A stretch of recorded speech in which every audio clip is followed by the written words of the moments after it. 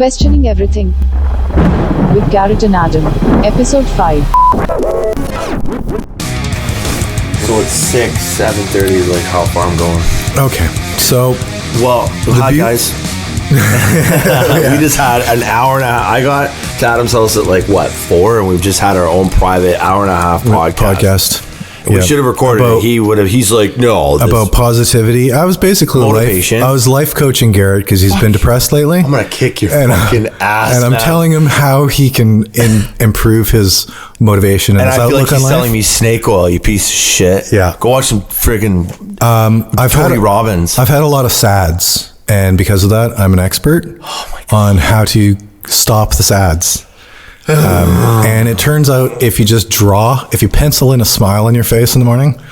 He's a nihilist defeatist, I swear to God. So the beauty of spirit. Hi, I'm Garrett. And I'm Adam. And this is Questioning Everything. And we were segueing into spirit and spirituality. And the decay. And the beauty of spirit and awareness is that rather than just decaying until you're dead, you get to be hyper aware of your decay and ultimate demise. That's depressing. It is, but what's the other option? The other option is you have no awareness, right? Have you ever been under no awareness like the rest of the people on the planet that are just going full blown Netflix and chill? Yeah, so either you suffer ignorantly or you suffer aware of everything. Well, you have to pick. You can't. Well, I choose. Okay, well, you can keep the latter. Yeah. I have to be aware, man. That's the only way to achieve. The former, then. You can keep the former. Yeah, no. The latter is the lower version. The latter's opinion. The last thing you said is the latter. So, and the last thing you said? Yeah. I never forgot that. The formerly known as. Yeah, so A and B, A is the latter. No, A is the former. Oh, okay. B is the latter. Wow. See, this podcast makes it occurs just had latter. A great conversation. I felt totally confident because it wasn't being recorded. Now, as soon as you add recording, you're like, wow, I am really stupid. Yeah. Anyway. Yeah. No, I've found that myself. It's usually about an hour after we start talking, and then I forget that we're recording, and then I get really, really dumb. Mean.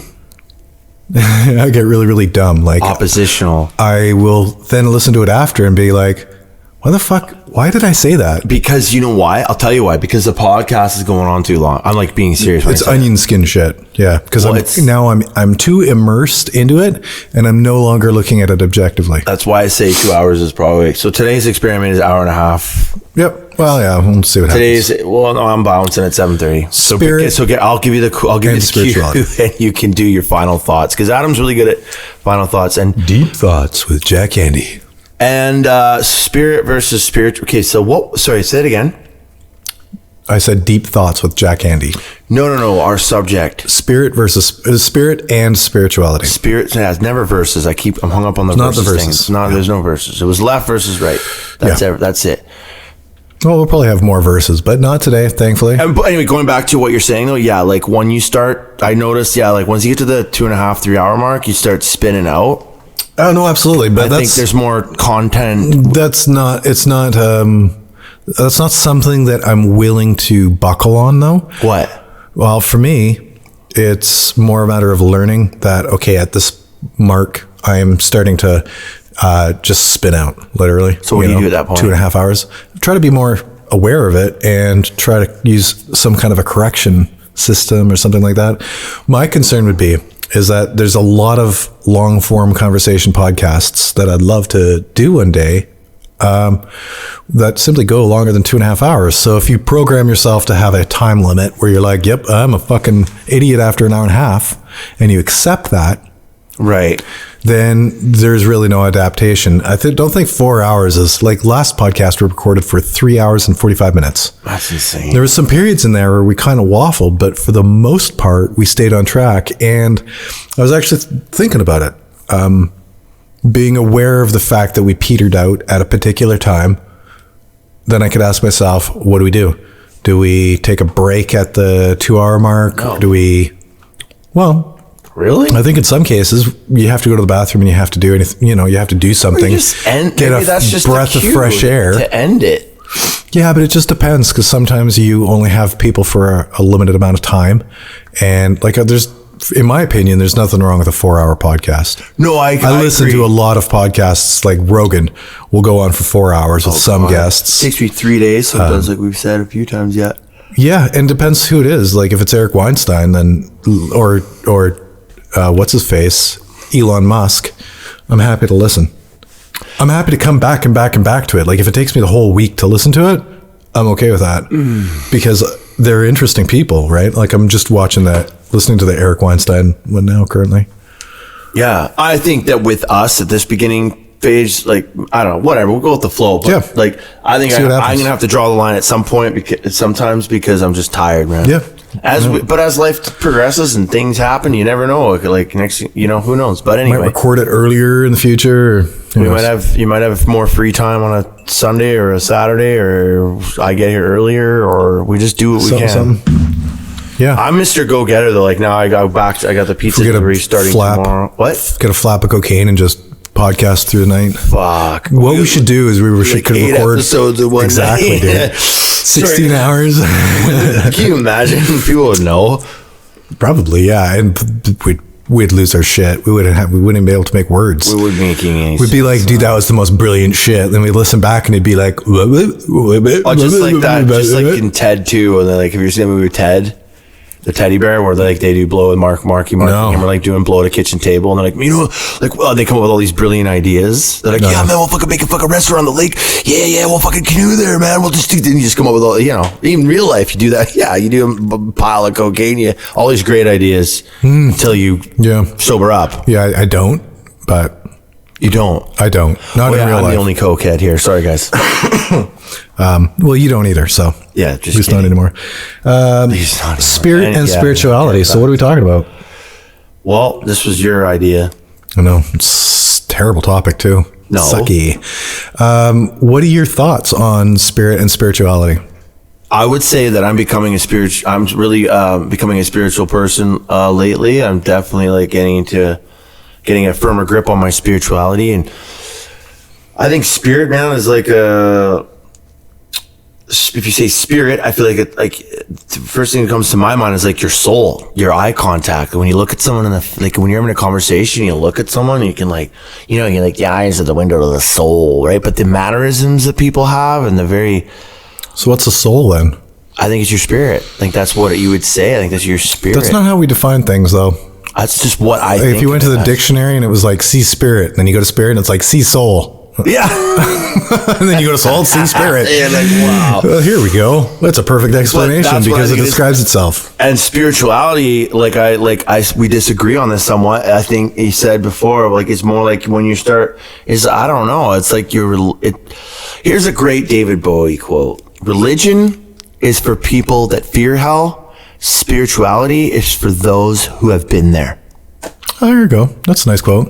And that was Bowie, you said. That's Bowie. Yeah, Bowie's a smart guy. He actually experimented in a lot of stuff, too. I just heard that a couple of days ago. I remember hearing it a long time ago. It's a beautiful... Because he was involved in the OTO and the Golden Dawn and he was an addict, a bunch of stuff. He's awesome. I mean, that's a great quote. So that's what I'm saying. I've been to hell myself through addiction, through a lot of different suffering. And I personally find that when I'm walking in integrity and in with purpose, and I am like living with a humble heart, and I'm driven and ambitious, and I'm making frequent contact with my life coach. Who you'd fall apart without. I pay excessive amounts of money to. It's like $5,000 a month. I can barely eat, but I pay this guy. You're like, it's 10 p.m. and I'm really tired. What should I do? And he's like, go to bed. And you're like, fuck, you're a fucking genius. What would I do without you? Go to bed at reasonable time so I'm not tired? Fuck. How do you... We had an hour and a half conversation where me and him almost like got into a fist fight. Yeah, right. He's such a dick. But anyway, I'll fight you over it. My point is that my spirituality looks like just when I'm walking on. I don't know. I feel like just things start really working for me, man. Oh yeah, I swear. I feel like my beacon's going beep, beep, and someone's listening. Like the aliens are coming down. Like, we hear you, Garrett. We're gonna abduct you soon, but you have too many tattoos, so. Yeah. They're going to have to make do with Buddha and Elton John. Oh, wait, Elton John hasn't been abducted yet. Fuck. Bowie. I just gave it away. See, now they're going to know that I know because You're fucking... Well, I said Elton John and he's still here. So... You gave it away. I gave it away.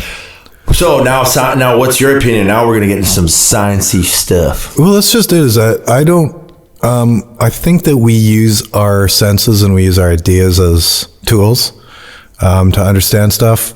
But when we're talking about something like spirit or spirituality, there's a huge limit by which anything is useful, really, because we don't really know what we're talking about. I guess the best thing to do would be to go back in time into when the words were created and look at what the word meant and to see how the idea existed when the word was first created. And it's probably going to be different today than it was then. So what we're talking about today is something that we are imagining when we say spirit. Yeah. But it's not necessarily the same thing they were talking about back in the day, right? So what are we talking about? I think that's the thing that I ask myself when I think about something is, what am I talking about? And, is there anything objective at all that I can pin it to? With spirit, there's not a lot of objective stuff to pin it to, but you can kind of walk around the bush, beat around the bush to try to build a picture of it. And it is essentially people's emotion. They'll associate to their spirit. Their thoughts, they'll associate to their spirit. Spirituality seems to relate to people's beliefs of the invisible or beliefs of the unknown, beliefs of the imaginary, right? So if they believe in ghosts or angels or fairies. And Bigfoot. Yep. Fairies. Well, interesting. Yeah, interesting enough, Bigfoot and aliens don't really seem to set foot in that ideology, but what, like believing spirituality, in, right? Like if you believe in Bigfoot, you don't feel like you're more spiritual because of it. Or if you believe in angels and you're like, oh, but Bigfoot's so preposterous. If you believe in aliens, then you're not going to assume that you're more spiritual because of it. However, if you believe in aliens from the Pleiades who can contact you psychically, who have established the Ashtar command on Earth to be able to communicate psychically with humans so that you can learn and evolve spiritually to be able to get onto their planet or whatever the fuck the goal is, then you would associate aliens with spirituality. But either way. I kind of do. Do you? Why not, right? Well, fuck, man. I just don't, like, God to me is like, it would have to be an extraterrestrial entity, some fucking interstellar vibration. Interstellar vibration. That's different than extraterrestrial entity. I suppose an entity could be considered a vibration, but usually entities are a lot more than a single vibration. Well, they're not flesh. They don't have to be necessarily, right? Like there's certain theories like that where you have. That's like what my intuition keeps sending me to, like how to describe that properly. Like, yeah, I'm not even close to the person, but like light beings or something like that. Elohim, some type of a. That's right, because I would like on that Gaia channel, that one that you love so much. Oh yeah, I love it. They're talking about how the Pleiades travel here through light, and the reason why we see orbs is because they're just like they come. That's how they're. And that's true. Well, that's how they. Yeah, that's wild. No, that is true though. It's factually true. What? It is factually correct. What? That the Pleiades get here through light. That's factually true. Absolutely. How is that based on fact? If you don't even believe in it, I believe that. That's not. You don't even have to believe it. The Pleiades get here by light. Okay. Like without, take away the light, and we wouldn't even know Pleiades exist. Fuck. Right. The only reason that you know is because the light from them reaches us. Mm-hmm. I see. I mean, I meant like actual orbs that are like here on the fucking Earth. You dick. I was seen one. Whoa, he believes for a second. Oh shit. Yeah. No, it's a trick question. Yeah. I don't believe in orbs either. I don't know. Orbs are usually lens phenomena. But spirit is interesting because it's one of those things that when you're talking about it, you're actually using it to talk. right? On a level. Right, yeah. If we were to reduce it, say humans we have a lot of silly words for things. And if we reduce it to the whole collection of non-physical energy interactions or something like that. So you've got your mental interactions, you've got your emotional interactions, you've got your just general magnetic interplay stuff. You've got, your sense of where you feel things, where you dream things, even though you could reduce it in some ways chemically, usually we reduce it to some kind of an electromagnetic juice, as I like to describe it. Yeah, man. Spirit. Juice and spirit are interchangeable words. Neither of them are objective, right? Mm-hmm. Like, we're not talking about something that we can measure or that we can qualify. No, exactly, which is weird. It is weird. You're talking about it's juice. Really weird. That's juice and spirit are like, that's what I mean, the mannerisms of a human. Like, when you watch someone's facial expressions, mannerisms, the way they are, like, they're unique to themselves. Like, there's doppelganger people, and there's like even doppelganger personalities. Like, I work with a guy who reminds me of Dave, our old buddy Dave that we grew up with. Mm-hmm. He is the same build, the same face shapes, sorta, same kind of mumble, like deep kind of mumbly voice, and just I look at him and I'm like, fuck, that's like a someone spliced Dave. That's the Dave. This guy's cut from the Dave cloth, whatever the fuck that is. Mm-hmm. So I almost feel like there's like tribes of personality, but still all unique within themselves. Mm-hmm. But that relates back to like your individualism as a spirit, as a person. Like, your body's your body, but like like the way you move and what you're into is so unique to each person, even at 8 billion of them. Tribes of personalities is an interesting theory. Pardon me? The tribes of personalities thing is an interesting theory. Right? Well, people actually theorize that. That's the idea of the monad.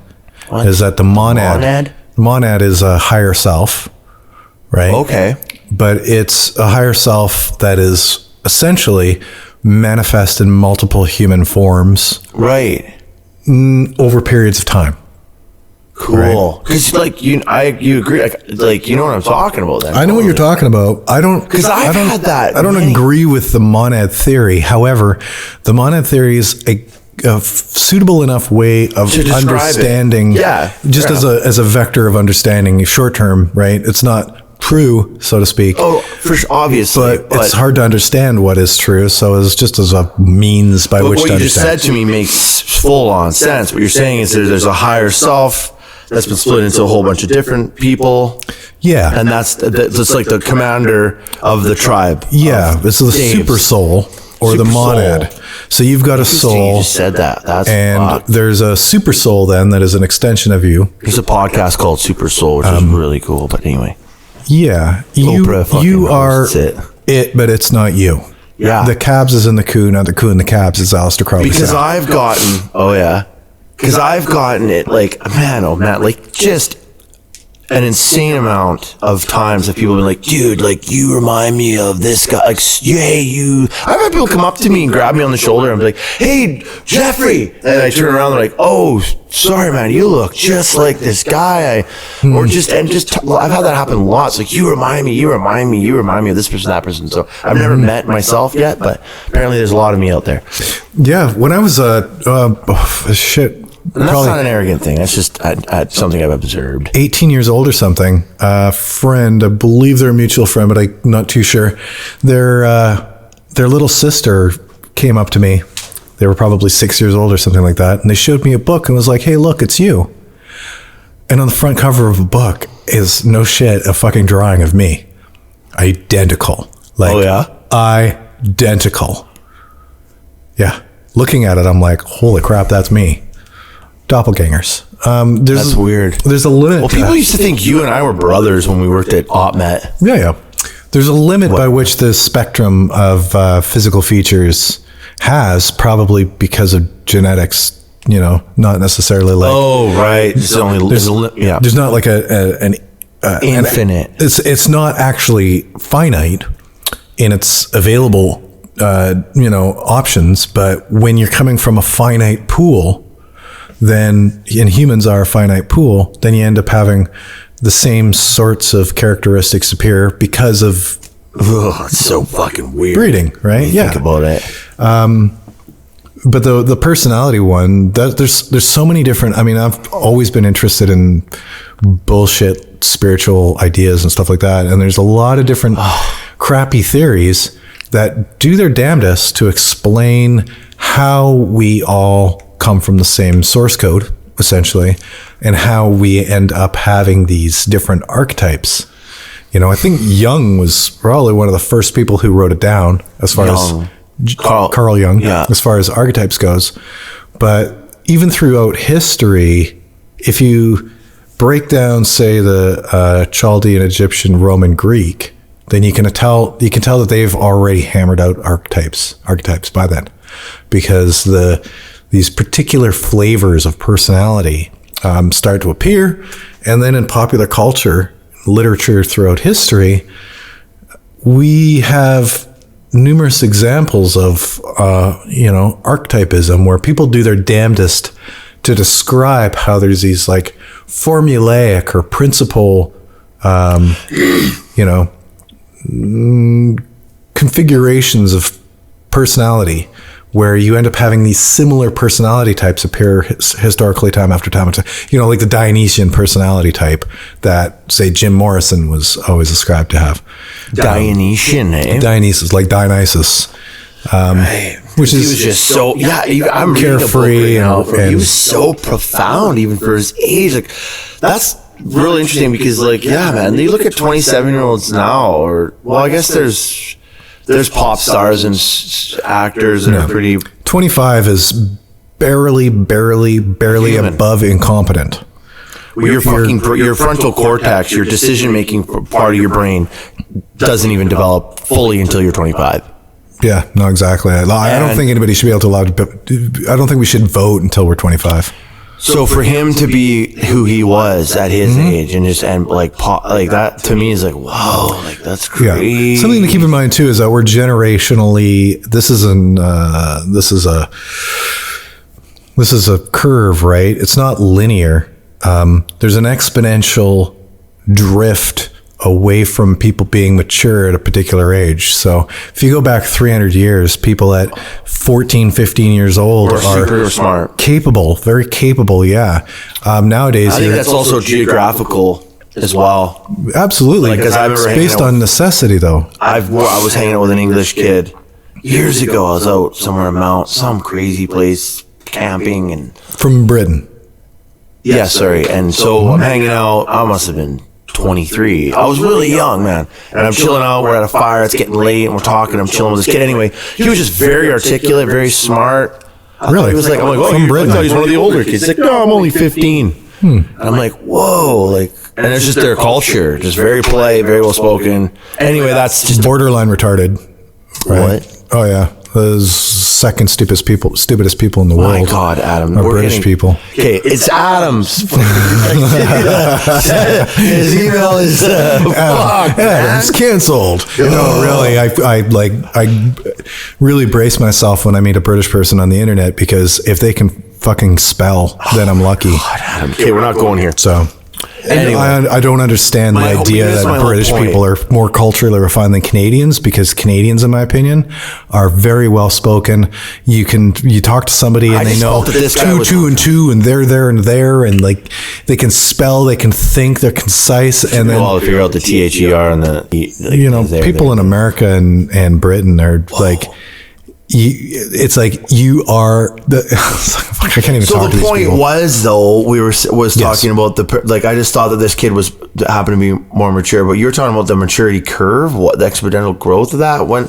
Well, just back in the old days, people were expected to be more responsible earlier.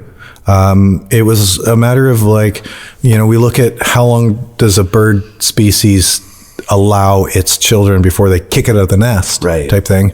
And humans we were kicked out of the nest pretty rapidly, which is kind of silly. No, it's survival, right? It was just required to survive. Nowadays, I think it's like we live in a bit of a renaissance now, right? So we live in a period of history where we have more comfort and more obvious. Okay, everything given to us, and so we can kind of scratch our beard and be like, where do we want to do? What do we want to? Still, like into like in our like it's still go like back in 2 our generations. Brains, like you got to get out of the house when you're 16, get out there, forge your shit, and you're like, oh, but mom rents fucking $2,000 a month and fucking bills. I gotta come home. Yeah, 2 generations ago, you would have been looking into what you're going to be doing as a career. You'd have been a fucking construction foreman at 14. Fucking, we had a kid already. 2 smokes hanging out your mouth. Well, even like my parents, legit though, right? That's my parents. Yeah. You know, my dad started working in mills and shit when he was like 14. By 17, he was a dad. Oh, it's crazy. Yeah. And you look at kids now and like they're just, I don't know. There's one kid that we have at work that's 23. I think he wasn't a dad till he was 19. I'm doing the math, but I can't remember. Either way, that's still people young. People were expected to be more responsible, and it wasn't because the world was mean. It was because the facilitation of taking care of people just wasn't quite as hammered out then. You know, in the 70s and 60s, the world was a lot more independent. We had a lot more suffering without any attention. Nowadays, everything's given attention, and we're all in a magnifying glass. Still trying to figure out how many genders there are. Yeah, all your friends can see what you're doing all the time. Well, that's just it, because we've gotten bored. We've gotten bored, and now we get to nitpick. We're like, all right, since we don't have any important shit to do, let's find out how many fucking genders frogs have. Yeah, like over here it just seems like we have it so we have it so good that we just seem to be making up problems for something to fucking post on Facebook and argue about. Yeah. That's what it looks like. Yeah. And once again, like I said, I go back to Facebook tomorrow. I've been off for a month and a half. I've peaked on here and there, and it's honestly like made my mental health. It's lifted my spirit. It's weird how we use that word, eh? It has. Well, because there's something to it, man. Like going back to Jim Morrison, though, like, and that's something like his spirit was so. I'm reading a book right now. His book, or one of his books, someone wrote. I can't remember. We Own the Night, and basically it's just like this dude tripping with him, and I don't know. Like obviously they're exaggerating maybe a little bit. I don't know like for entertainment, the writing is so like it's like reading an acid trip. This book, but the way he moves, the way he talks, the way he it reminds me a lot of our childhood when we were like tripping and having a lot of fun. But just his essence though is so like wow, like that guy was 27, like 25. He died at 27, so he was like 25 years old, like that. But he also had to go find his books at the library and and really go after the knowledge that he attained. Like it's not like he didn't just Google it. No, there was no Google. So he was like, he had a really unique spirit. No, it is interesting that once a person dies, that's it. Fuck off with that. You think it's oh god? You think it's black? That's it? Is that what you think? Well, it's it for the rest of us. That's for sure. Pardon me? That's it for the rest of us. The whole idea that if you look at like say 40,000 years of history, or even 4 million years of human, it sucks. That man. Once a person goes, they never get back. Like the uniqueness of what we call a spirit, really the combination of all that they're composed of in harmony with itself is so unique that it literally never occurs twice. Literally never occurs twice. That we're energy and we just get like our body dies and like our spirit, our fucking tribe vibe turns into something like and goes off somewhere. We're energy, aren't we? Like no, we're mass. But we have electricity. Mass and energy are equivalent, but we are mass. We are energy producing mass, basically. So the energy in us is emergent from the mass. So basically you think that's it. When we die, it's just black. Unless you can pull something out of your fucking hat. Then like it's what? Like fucking some serious... Then it's not even black, right? Like black's a bad way of looking at it. It's like undoing rather than... It's not adding black to what's there. It's simply undoing it. It's simply no longer there. Oh, it's so fucking... It's weird, right? So I need counseling after I leave your house, man. The lack of repetition in it is what's really strange. And the lack of repetition is what lets us know that it's incredibly unique. Well, can you remember before you were born? No. How could you, right? There is no function. There's no material connected to something from before you were born that you could remember through. So you don't believe in reincarnation? I definitely do not believe in reincarnation. Definitely not. But I believe in simultaneous incarnation. As far as if I had to propose a belief system, or if I had to propose the most probabilistic way that the universe is, I'd say that it's actually a simultaneous system. It's not, there's no first of all, there's no evidence of it at all. But there's human stories of a soul that migrates from bodies to body to body to body. There is? There's lore. Yeah, it's called the soul. What? And it's called reincarnation. Oh, you've heard of it. I thought you were, sorry, my mistake. I thought you had read. You've heard of it, right? Hinduism embraces it. Buddhism, as a result of Hinduism, embraces it. It's essentially a Hindu idea. That's getting into spirituality and religion again. And I feel like some of it's based in some sort of truth. Mystical, ancient truth. Maybe leave out the mystical part, but those religions go back a long time. Mm-hmm. So who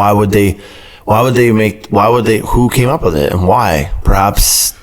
Why did they come up with reincarnation? Maybe there was a powerful entity, a spirit that was so charming and so Jim Morrison-esque that it recycled. It came in, body died, reincarnated. I just feel like some of those theories are based in fact. I wouldn't eliminate the possibility because everything's possible, but... Didn't we have a podcast about that? Yeah, but... no, there's no... I don't know what your point was. I'm sorry. Aside from the idea of it, there's really no evidence that there's any sort of tool or objective something that has any ability to continue. What the Hindus are trying to do is they're trying to explain the world around them. They're trying to understand the universe that they found themselves in. They've noticed... Pardon me. Yeah, they've noticed some properties, and they've figured that the best explanation for those properties was that reincarnation exists. Like, perhaps they see animal traits in humans, or they see human traits in animals, or what they associate to be human traits in animals. They might see particular physical throwbacks to animals where they might, how you see somebody and they look like a beagle. Sometimes you see somebody and they look like a bat. Fuck, man. Sometimes you see somebody and they look like a... Right? I've so seen that. There's even a meme on Facebook where it's all the Karen dog. And the people and their dogs. And they put the actual person with the dog. You're like, oh my God. Yeah. And yes, I've seen people I see animals and people for sure. Snakes. Sometimes people look like snakes. And it's not just the mythological association to the animal. I'm trying to give an example. It's some actual physical properties that a person has, right? That they look like an animal. Yeah, they have the resemblance of somehow. And then there's also a lot of... That's weird, eh? I know exactly what you're talking about. I'm just trying to put together someone... There's a lot of animals that also have healthy looking guy. Enough cognizance that when you look at them, they appear to be self-aware, right? And people associate that with somebody from the past.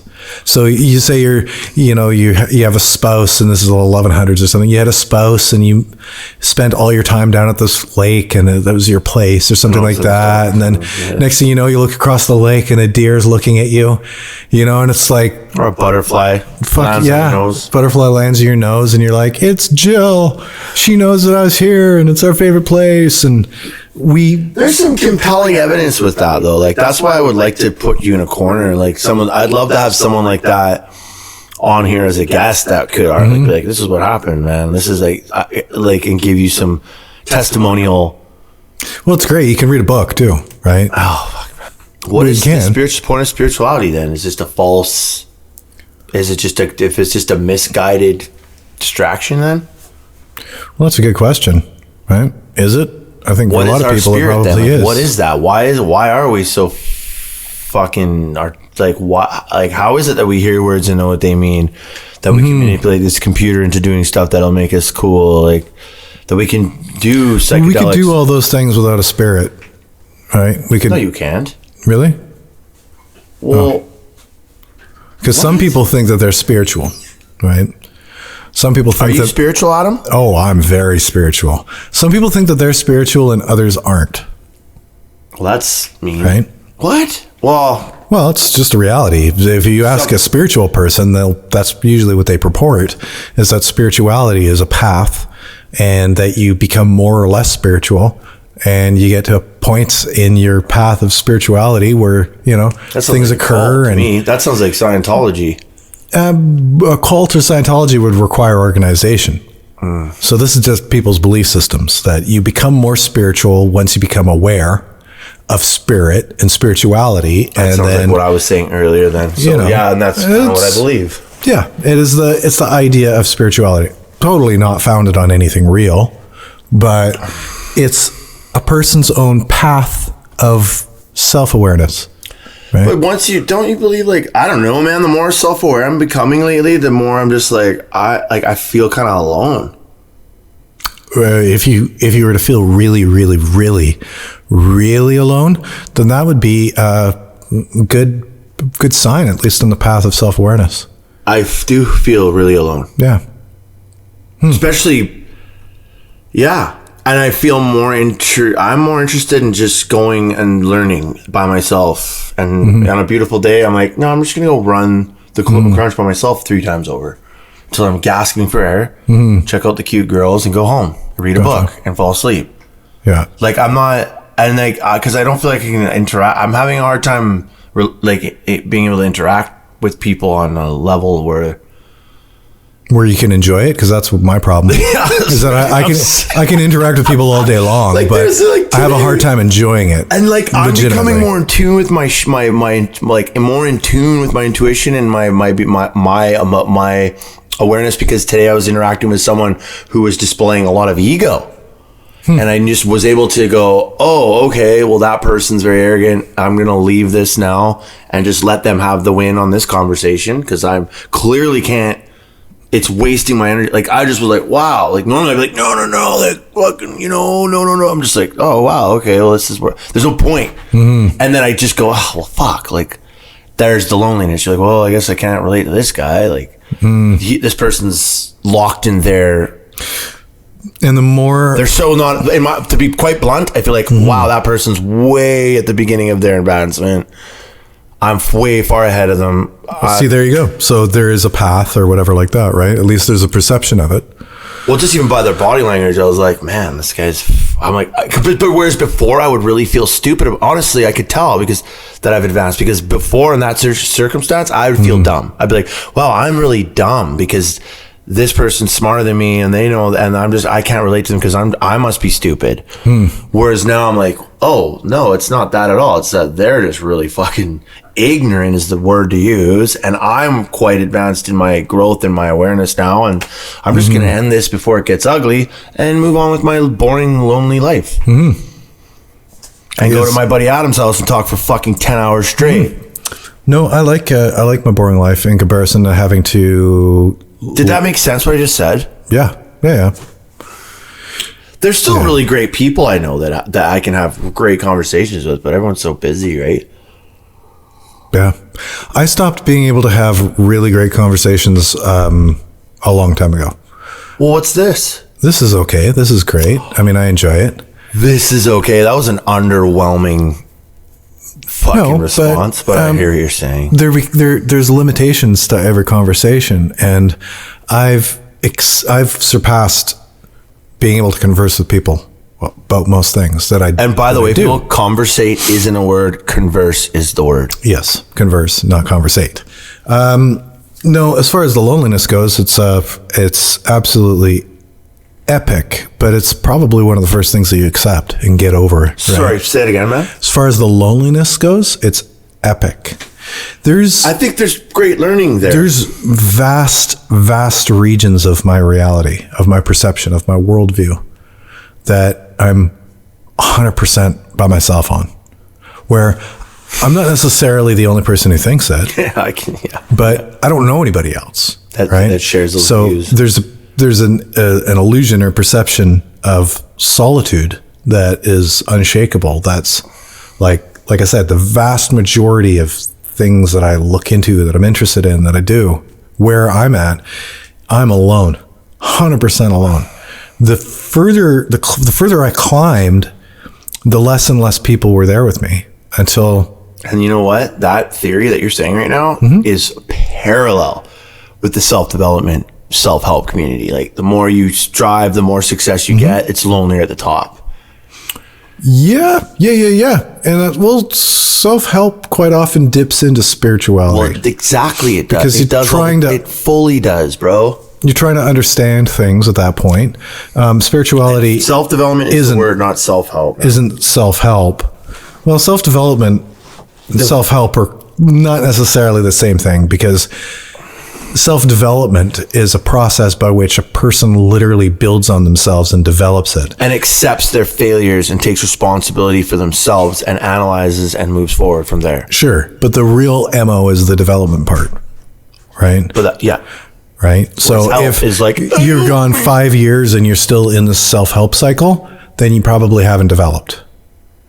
I remember you said that once, right? And because self-help is a perpetual cycle where you're a broken person and you are in a perpetual cycle of needing help, and you read the same shit constantly. At least it's similar shit constantly, and it doesn't ever work. Well, right? They talk about that too. Well, there's a solution to that problem too. So after you read enough Tony Robbins, enough this person, all these different people, you're going to find that a lot of these books have the same formulas to get out. Yeah. But what they stress the most is you can listen to all the videos, read the bit, do everything all you want until you make the actual physical step into the battle. Yeah. You're not going to go in. Because nobody can do your push-ups for you. Nobody can do your push-ups. They can tell you to do push-ups in the morning. All kinds of hows. But they can't do them. That's another flawed thing with the fitness industry and everything else. Is like, at the end of the day, it's just like, get in the fucking gym, lift some fucking weights. Don't worry about all of the vast confusion that's out there on how, when, where, what. Like, just throw some fucking spaghetti at the wall and see what sticks. Same as self-help. I mean, everybody knows you have to wake up. Everybody knows that when you're feeling in a funk, you have to, push ahead anyway. Well, fake it till you make it. Dry a smile on until you feel happy. Well, no, honestly, the best way This is true. This is programming. Say it again, you draw a smile on until you're happy. This is programming. You think that's right? Of course. It's the way we're built. You fake it till you make it. I've heard that a lot. You pretend you're happy until you find yourself happy. The way to get happy. If you mope, you're never going to find yourself happy. But if you pretend to be happy, if you're like, you know what, I'm just going to suck it up and I'm just going to, then at the end of the day, that's how you, so it really works because we're computers, we're programmed. Well, fuck yeah, right? So that's the glitch with our programming is that. So one thing that Henry Rollins said on the Joe Rogan podcast years ago was, if you are trapped in a depression, just get a task done. I thought you were going to say tattoo. Just get a tattoo. Says, what would you say? Henry Rollins has got a couple tattoos, I think. A few. Yeah. Get a tattoo that says, through the thorns. Like I have on my chest. Oh, do you? Oh, nice. Fuck yeah. Through the thorns. But it's not, what's a really cliche tattoo that someone would get? Like, that's like... Life, live, laugh or something? Yeah, right. Anyway, but you have to have the spirit, an unbreakable spirit, I think, in what was just this, like, to an unbreakable spirit will result in maybe a level of spirituality. Who knows, man? It's a fucked up theory because it is, it's talking about something that's not really there, but it is.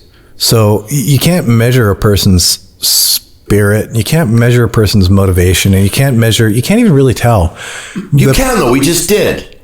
With Buddy that I interacted with today, who was Sure, so you can sometimes, but people are multi-dimensional, the right? loneliness of being spiritual. People are multifaceted, so you could, within a day, you might have your ups and downs, and you could come across somebody who's having a down moment, and then you're going to be like, fuck, that person's fucking... Meanwhile, most of their day might actually be different. You can't measure somebody's spirit. They have it, or they don't. And what they have, and who they are. People are completely different people, and their personalities are composed of multiple different things, right? There's no way we can get around it. But when we say something like spirit, we're talking around something that we can't pin. Right. Which leaves a lot to the imagination. Like, you can't pin it. All at the end of the day is that the difference between a dead person and an alive person, spirit, is something that's cursing through them, something that's causing them to be volatile and causing them to be animated, right? It's like that old,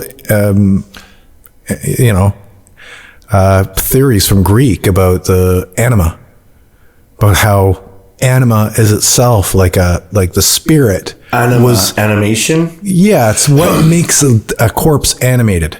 Yeah. Because even then they could tell that once you're dead, it's like you're cold. Your muscles even just go. Everything, it's yeah. Just like even if you're dead right now, you look fucking dead. Well, and you don't have to kill somebody because they can have a functional death in front of you. You can watch somebody die of a heart attack, and you can't see anything. There's nothing observable happening. It's just now their blood stopped flowing. Now they're not talking. Now there's no consciousness. The same physical organism exists. Didn't you say you but saw it's literally, didn't you? Yeah, it's literally not animated anymore, right? So they thought that the animation of a form or of a life form was in itself a material, right? That's where you get the spirit or the ether, the fifth element. Right. Which is the reason why I suggest spirit for this episode. You watched the Fifth Element? No. It's because the fifth fucking element is spirit. No. What about the people that don't have the fifth element, though? Like, you know when you run into those people? It's not possible. Okay, but they haven't awakened it. Like, I'm just talking about those people you run into that just are not someone's cooking, but they're... Yeah, Walking Dead, sleepers, the cabbages, the unconscious, as I used to call them when I was a teenager. Wow. Because you need to become conscious. Self-consciousness, self-awareness, the spark, it is interesting because it's also mutable in a sense that as you change, your awareness of yourself changes too, right? So that it's not even an objective thing where you are some type of an object that you can learn about, because you can change as you're learning about yourself. Right? Well, that's what's happening, yeah. It's a strange phenomena because you are elusive. In fact, you might even say that you don't exist because you can't be pinned down. I'll tell you something. You can't be scooped up. You can't be collected. I'll tell you something interesting. Every time I get sober for a long period of time, okay, so I'm pushing... Not in the morning. Not in the morning. Okay. Every time I wake up and fucking sip vodka and then go to work. Yeah. And I get sober at some point in the day. And then sometime I sober up. I go through a rapid growth period. No, dude, I like this round as of right now, what day is it? I don't know, like 58 days or something, but I've done this a lot, man. Like, I've been way more sober than I've had way more clean time, sober time from alcohol than I have been than not. But one of the things I'm going to say is I find that every time that I go through a rapid growth spurt, a rapid period of fast, intense learning, like I can barely catch up to a part of the lesson, like of who... I can't fucking do this with you in there. Adam's having a bath. He's just left me to do the podcast now. What I'm trying to say is, Okay, can you say everything again? Because now I'm You just messed me up. I'm back from pissing? You weren't. Well, who am I talking to? I don't know. I shouldn't have even said that. Okay. Okay, so here's what I'm trying to say. This long story short is every time I get a clean time, if I stop doing any kind of thing and I get really focused, and you're talking about you were just saying that when you're developing and you're advancing as a human sometimes. What did you say? I don't know. I don't know what we're talking about. I don't know if I necessarily agree with what I said because I was could have been postulating a perspective. All I'm saying is like when I get really clear-headed and I'm not like drinking or doing something to distract myself and I'm actually sober as heck, fucking reading and really working on myself and developing and just really getting spiritual, just really trying to understand everything and go, I find that I start developing really quick. And catching up to all, like, it's the more I heal my childhood trauma or my traumas, because I feel like when you have trauma, you're stunted emotionally and spiritually. Onion skin. So they just start rapidly coming off real quick. And I'm like, oh, and I'm like, as soon as I just kind of get a hold of like, oh, that idea, then it's just like, boom, no, now you just matured like way fast. I swear that's what happens. Like, I'm catching up rapidly. Like, the more healing work you do and the more work you do, the more you develop. That's what I feel like. Sometimes I just can't catch up to yesterday, and then it's a lull, and then it's weird. I don't know. Like it's kind of like when you do healing work, or especially if you're stuck. Because my theory is if you're stuck with trauma and you're stuck emotionally, you're using drugs or alcohol or substances to escape, then you're spiritually you're spiritually stunted.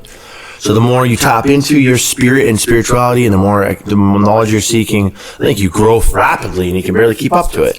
Huh.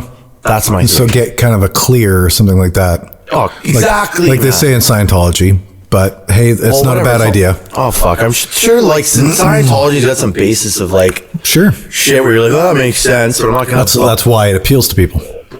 When you think of the clear, it's appealing. To make it profitable, like that's obvious. Like, I mean, that what they call it in Scientology, clearing? Yeah, it's called the clear. It's in Dianetics. We could just go to Network Chiropractic Care and fucking get that done, and that'll clear you. Really? Huh. There's some theories behind that, man. Network Chiropractic. You think that? You're kidding, right? No. Oh, wow. What? No. I don't believe in chiropractic. I think it's fucking snake oil. Fucking emotional energies. Like, dude, we're talking spirituality, and that's what happens. Like, trauma and stress, like that gets caught into your body. It gets stuck in your tissue, bro. Really? And your spine, the shape of your spine and the hunch. Do you ever like look at people how like they walk? So what kind of are they? Have you watched people walk? Like, say you see a guy, like, of course, yeah. Are they packets? So what do you mean? Well, when you're looking at me, when the emotions your get eyebrows all fucking inverted, you look like a goat man right now. I'm trying to set you up to show you how foolish what you're saying is. No, it's not foolish, man. Okay, wait. Is it foolish because it's obvious to you, or is it foolish because it sounds foolish? Can't remember. Oh my God, Adam, I'm gonna have to fucking throw stuff at you. Listen, dude.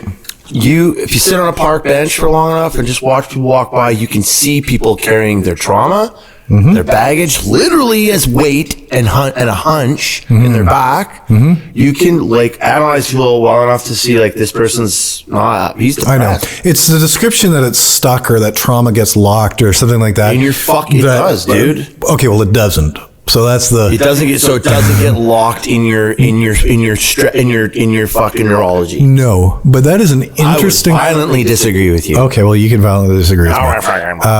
It's an interesting theory, and I like the illustration. I like the way that it makes people perceive trauma that we're holding on to, because it gives you something to visualize. So it gives you a visual representation.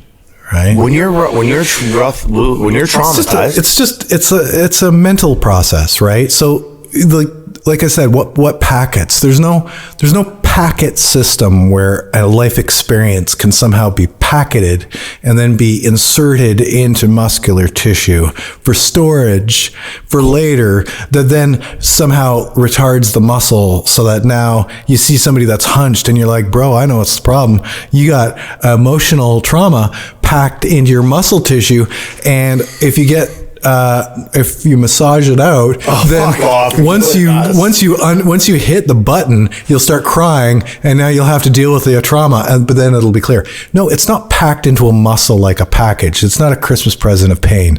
It is that the stress from these feedback loops in our mind are crippling. The stress itself occurs in the brain as a bunch of brain chemistry, but it manifests as depression and as a hunch and poor posture. That's really what I'm getting at, man. I mean, absolutely. No, I know, but we don't have a good way to explain it, and we don't have a good way to understand it. So understanding it as emotion being packed into our muscles to the pack for that we carry our trauma, but it's a good visualization. It's a visual aid. But like literally it's in your spine. Like no, it's hunch, literally not. Your hunch is your spine is in your posture. Spine. Okay, your muscles are in your spine. Your posture. Your posture, though, is in your spine? Yes. Wow. But your neurology is really what I'm getting at. Yes. Is the one that dictates your posture and your feedback loops. Your mood. Well, dude, there's times where I will get like really like if I get into a confrontation with someone and my body will just go cortisol, and that's my brain telling me this is unsafe, this is unsafe, this is unsafe. And you can tell with other people's body language. Like if you say something to somebody that you know very well and they're like, rigid and hunched, then you know that this conversation's not going well because there's some stress like battered response. Woman, though, like even a battered absolutely. Woman, like that, so you're saying that's neurology.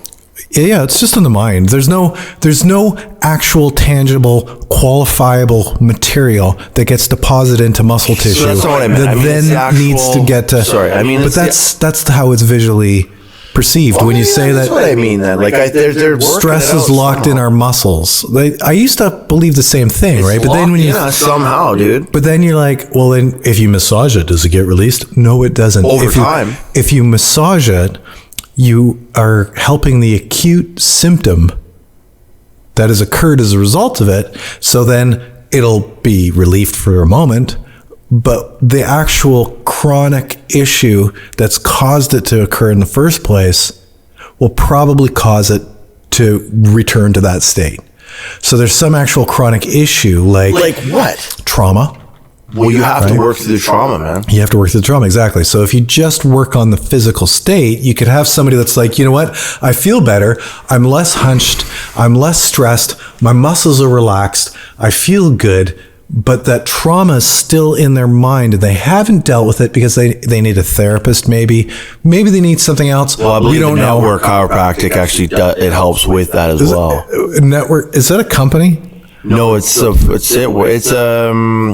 because chiropractic is bullshit. You think so? Oh, my uncle's a chiropractor, and I would never call my uncle bullshit. Just out of respect for my own family members, I would never call him bullshit unless I was. Chiropractic cares bullshit. A lot of people would fucking probably light you up as a witch. I'm sure, and I'd have to say that if you have any reason to go to chiropractic, you should probably fucking avoid it. The only benefit to chiropractic is addressing acute short-term issues where you're fucking immobilized and you acutely need right now something. That's the only function, it's the only purpose. If you have to go back or there's ever a return trip to a chiropractor, then you know that it's something that chiropractic will not address. Funny, as soon as I said Network Chiropractic, you just looked at me like that. You gave me that look. Well, because it's like, fuck it, here we go, right? Well, it's where it's Botox. It's just, I don't know, man. I just feel like I'm a person that's dealt with trauma. I've had severe trauma. I've had points where I've wanted to go into our parties of our friend groups. And because I've been so relentlessly picked on throughout my life, I have a fucking shot of cortisol before I go in the parties. I'm like, my brain's like, you're gonna get made fun of. Your personality, this is dangerous. Don't go in there. And like, I never understood what the hell it was until recently when I've been going through trauma therapy, and they're like, this is your sympathetic nervous system telling you bad. So you need to like meditate, be mindful of it, learn what it is. And there are some people, they're not great. There's Coach Corey Wayne, who's a relationship coach, who I learned through him what Network Chiropractic Care was. Not shocked. Oh, fuck off. And so it says a lot of people have said it's a way to work out trapped whatever it is. Like, sounds like a load of shit to me. But so wait, my trauma therapy is a load of shit too, though? No, trauma therapy is definitely not a load of shit. Therapy is probably one of the best solutions to psychological problems. Like I've kind of outgrown my talk therapist a little bit. Like, he's awesome, and there's certain points where it's like there's a limitation as to far as what other people understand of the system that we're working with, which is the mind and its faculties. The limit for any help is literally as much as a person can understand, and nobody understands very much. So you are going to benefit from talk therapy. Yes, you need to, because my current talk therapist is awesome, and it's like, but how, like, I think I'm with him, it's once a month is good enough now, maybe twice. Sure. Whereas it just depends on what modality you're after, what's working. Some people have hypnotism as a therapy, and it works sometimes, man. Sure, and it might help them. It doesn't. Just listening to someone about that. Yeah, it doesn't really matter, because this is an art, not a science, right? We don't know what we're trying to heal. Yeah. All we know is that it seems to help if a person can work through it. Well, it's like a toddler, right? Like kids, right? They seem to have an emotional reaction. Yeah. They fucking cry and freak out. We're adult kids. Pardon me? We are adult kids. That's all we are. The kids feel their emotions, they live through them. Whereas adults, we're taught, like, we can't be emotionally reactive. You can't go through your emotions. You're not supposed to feel emotions. Like, that's not right. We have a lot more to lose as adults. But you have to feel, or it stays in its tension or something. It's something from teenagehood, from puberty even. Sometimes I feel like your trauma. Well, for me, my trauma happened when I was young. Severe abandonment, displacement, blah, blah, blah, foster care, this and that. Then I got older, and then it kind of just didn't matter. Like, it wasn't... And that's all it takes. It didn't affect me. And then I grew up, got into my 20s, party, and then slowly the trauma kind of comes back. Oh, no. No, it's there the whole time. It is there the whole time. You just don't know. You're not aware of it. Because you're young and partying and having a good time, and you don't realize that the partying itself is a symptom of trauma. That's right. Whereas a lot of people are like, oh, this is fun until it's not fun anymore, moving on. And then you get to your mid-30s, you're like, wow, my relationships keep failing. Oh, wow, I can't hold a job. Whoa, I really use a lot of alcohol to cope with something. And it wasn't until my last breakup, because the person was so vicious, that actually losing that person wasn't the problem. It was the act in which they used, the way they did it, that brought up. So I don't know how to describe it. Actually, I can describe it. It was like, I couldn't walk some days because my knees were so shaky because the pain was so intense. And that was when I was like, hey, what is this? Then I went down the rabbit hole of YouTube. Did my YouTube research. You go to your education is what you mean, right? Hey. Well, the hard way. Somebody's like, you have trauma. And you're like, that sounds like I have trauma. Fuck. Yeah. What was the guy that was the psychotherapist that I follow on YouTube? He's a legitimate Alex Jones. That's the other Joe one. Rogan. That's the fuck. Do you have trauma, Adam? I watched Joe Rogan to help my trauma.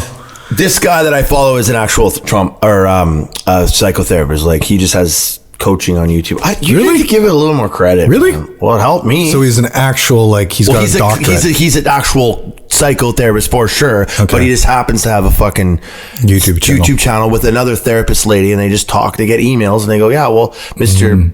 They talk about the email they get. See, an actual psychotherapist, that's legitimate, just like an actual chiropractor.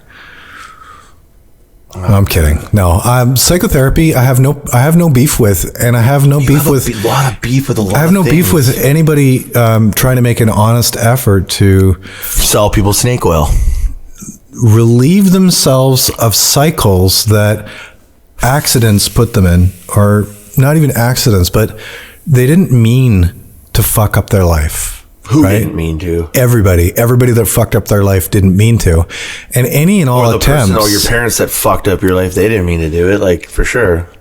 Yeah, usually it actually comes down to somebody else. So at some point you have to take responsibility for yourself, no matter what. Well, Yeah, you I do. have harsh beef with resentment. I still have resentment. You do have to take responsibility for yourself, but there is a point where people aren't responsible for the damage done to them, right? Exactly. You're only responsible with what you do with the remainder of whatever you're left with after somebody destroys you. The fact that they've destroyed you isn't a result of your doing. No, it's not your fault whatsoever. So it's more self-development talk right there. But it ends up sticking with us, and we end up having to pay for it over and over and over again. And if you need an escape pod, and you know that you need an escape pod, then I'd say therapy, number one option. This is what you just said there, like drugs are not a good option. The insanity loop, dude. Just like that's being fucked is not a very good option. Having sex? No, just being fucked, like being fucked up, being in a bad way, being mentally disturbed. Being sex is another way to hide from it. Sure, all of it. Netflix. Sure. Shopping. But I mean, ultimately, if a person can cope, then it's not really a problem. But you will repeat the same cycle over and over and over and over. It's called the insanity loop. But is that a problem? Yes, really? It can be. Was for me. Oh, but it's only a problem if you don't like it, because we're all going to repeat the same loops. We are loops. Well, right. We are life of that loops. Goes back to your self-awareness, right? For sure. Like exactly. That's all we are. So as long as you like it, some people are happy in their loops. I guess, dude, we're all happy in our loops. I'm not. Yeah, you are. Buddy, I'm not. But you just haven't found a loop you like. But if you found one, you'd be happy with it. Like, we live in loops. We have numerous loops that we do like. We have some that we don't like. You can switch some. The loop of, I don't like drinking coffee as much as I like. I don't want to drink any more coffee anymore. But it's the loop of like self-punishment. It's unnecessary to drink that much coffee. The loop of I want to read more fucking books. The loop of okay, but the main loop I was living was like the trauma cycle, which is like fucking. I look back now and it's just like. Yeah, it's usually not stuff like I want to do this or I want to do that. Usually it's back end stuff, right? It's deep in the back of us. No, but we live in a loop of like, okay, I know that I should drink 3 times as much water as I am this coffee. That's not a loop. Drinking. What? That's not even a loop. What are you fucking talking about? Listen, man. The loop of habits that you don't want to be in. That's like a loop. Sure. Okay, so that would be like you drink coffee every morning. And you drink coffee every day. I want to drink one coffee every morning, but not all day long. Okay. And then while you're like, this is not something I want to do, drink. This is not something I want to do, drink. This is not something I want to do, drink. That's a fucking insanity loop. Sure. This is not something I want to do. There's a solution for that too. It's called discipline. Yeah. It's called just listening to yourself. The funny thing is, and that relates to spirituality. Is that we are weak in a sense. Fucking rights we are. And we're also pack animals in another sense, right? Okay, totally agree with you. I'm not a very big pack person, but I'm still a pack person because I'm an animal. What are you talking about? Yeah, right. I'm looking at Adam's apartment right now, and he's there. This is eBay stacked up eBay shit. There's some signs of depression here. Yeah, like me, like the guy sitting here. That's like all boxes, and it's clear. If I was his life coach, I would be saying, Adam, you'd be like, it's time to unpack. Is that for eBay or what? And I'd be like, yeah, that's eBay. Yeah, but why is the box still there? And that's that crate there is actually for you to take home. What is it? But I want my milk carton back. What is it? It's a stereo system for your computer. Cool. Yeah, I mean, it's just shit like that over there. Either way, what were we talking about? The feedback loops. You're just the sign of depression. Oh, fuck. Okay, rewind it. It was... Can you press rewind? Yeah, what the fuck? Yeah, in all seriousness, it was... people are just yelling right now, for fuck's sake. Yeah. Stop drinking coffee and podcasting. That was it. It's actually, the funny thing is that we know what we need, but sometimes we need somebody else, right? So because we're pack animals. Oh, right. Pack animals. We can sometimes have the answer, but we need support. And I've noticed this, right? I mean, I honestly don't give a fuck about my own opinion. I don't really give a fuck about any of his opinion. Trying to understand the world around us better isn't about being opinionated. It's simply about trying to navigate it and trying to make the best, most probable outcome. Being open-minded. Yeah. So I don't even like people for the most part, I think that I'm a good representation of a person, and I have every reason to. Some people would be like, fucking Adam. But I have, that's just it, right? And knowledge is that I'm an asshole. Wisdom is that so are they. They just haven't discovered it yet. That's good. So knowing more about myself, the less I like other people, right? Because I'm finding about the secrets of being a person. I'm finding about the back end stuff, and being a person isn't necessarily that good. And the better of a person you think you are, the less I'm likely to trust you, in fact. Because knowing that you're a horrible person, at least I know that you know yourself and that you are admitting to yourself who you really are, rather than portraying this ideal person that we all imagine. I know, right? Like that's another thing. That's another reason why I pulled out of the Matrix and spent a lot of time alone, because you'll just, you ever just hang out with someone, you can just tell they're full of shit, and it's so awkward to just talk to them, because you want to be like, yo, dude, I can tell you're full of shit, drop the veil, let's get real. But if you say that to them, they're gonna be like, oh, but I honestly I don't get out, but okay, well, that's I can just tell this person's full of shit, they're just talking out their ass. And you're like, you're fake as fuck, my fake fucking as fuck radar is just fucking and instead of calling you on your shit, I'm just gonna get out of here. You know what I'm talking about. Well, I don't really talk to people enough, and we can't just be a fucking hermit, man. Yeah, and I honestly, I just ignore people for the most part because I'm used to it. But once in a blue moon, which is like I live with a girl, right? And for me, that's like, I thought she was a boy. That's like my everything, right? Yeah, that's good. You, I see more than any other person I know aside from her. We work together now. No, I know, but before that, you know how we hung out once fucking. I saw you at the gazebo one time. We said hi, and you had a girlfriend at that point, and then no, you came to film my show. No, I'm talking about a different time. The different time when I saw you, and then I came to film. But anyway, so we'd see each other once every 6 months. Yeah. Honestly, that's 8 times more than I see anybody else. The next person I see next in line is Jim. So honestly, and I've saw him. Long-haired Jim. I saw him 3 years ago. And you seen him 3 years ago? Something like that. He came up, maybe 2 years ago, he came up to talk about some idea for a show that I wanted to make. That you never did. That I never did. And then before that, him and his girlfriend were at the parking lot, and we saw them for about 10 minutes.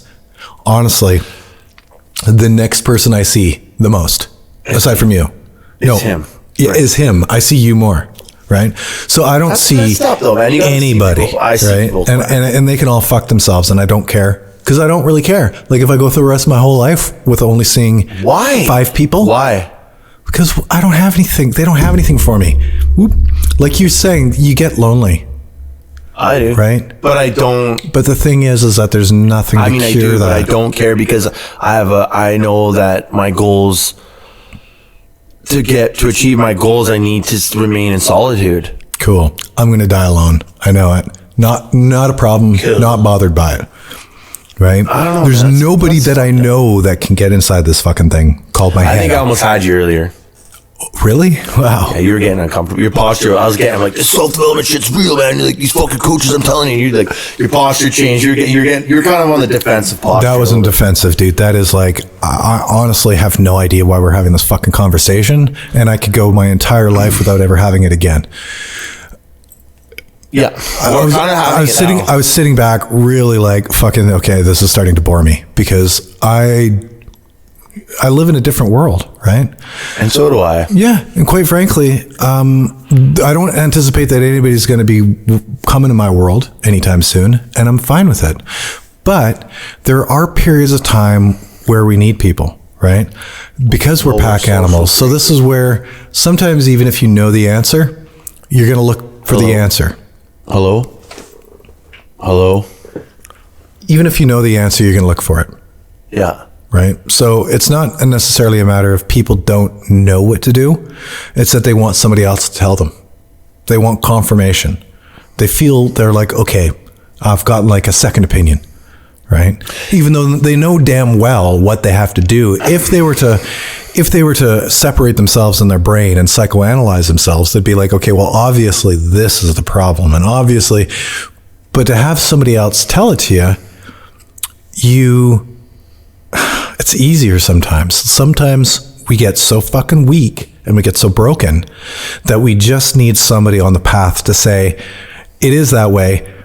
You know, you're not wasting your time.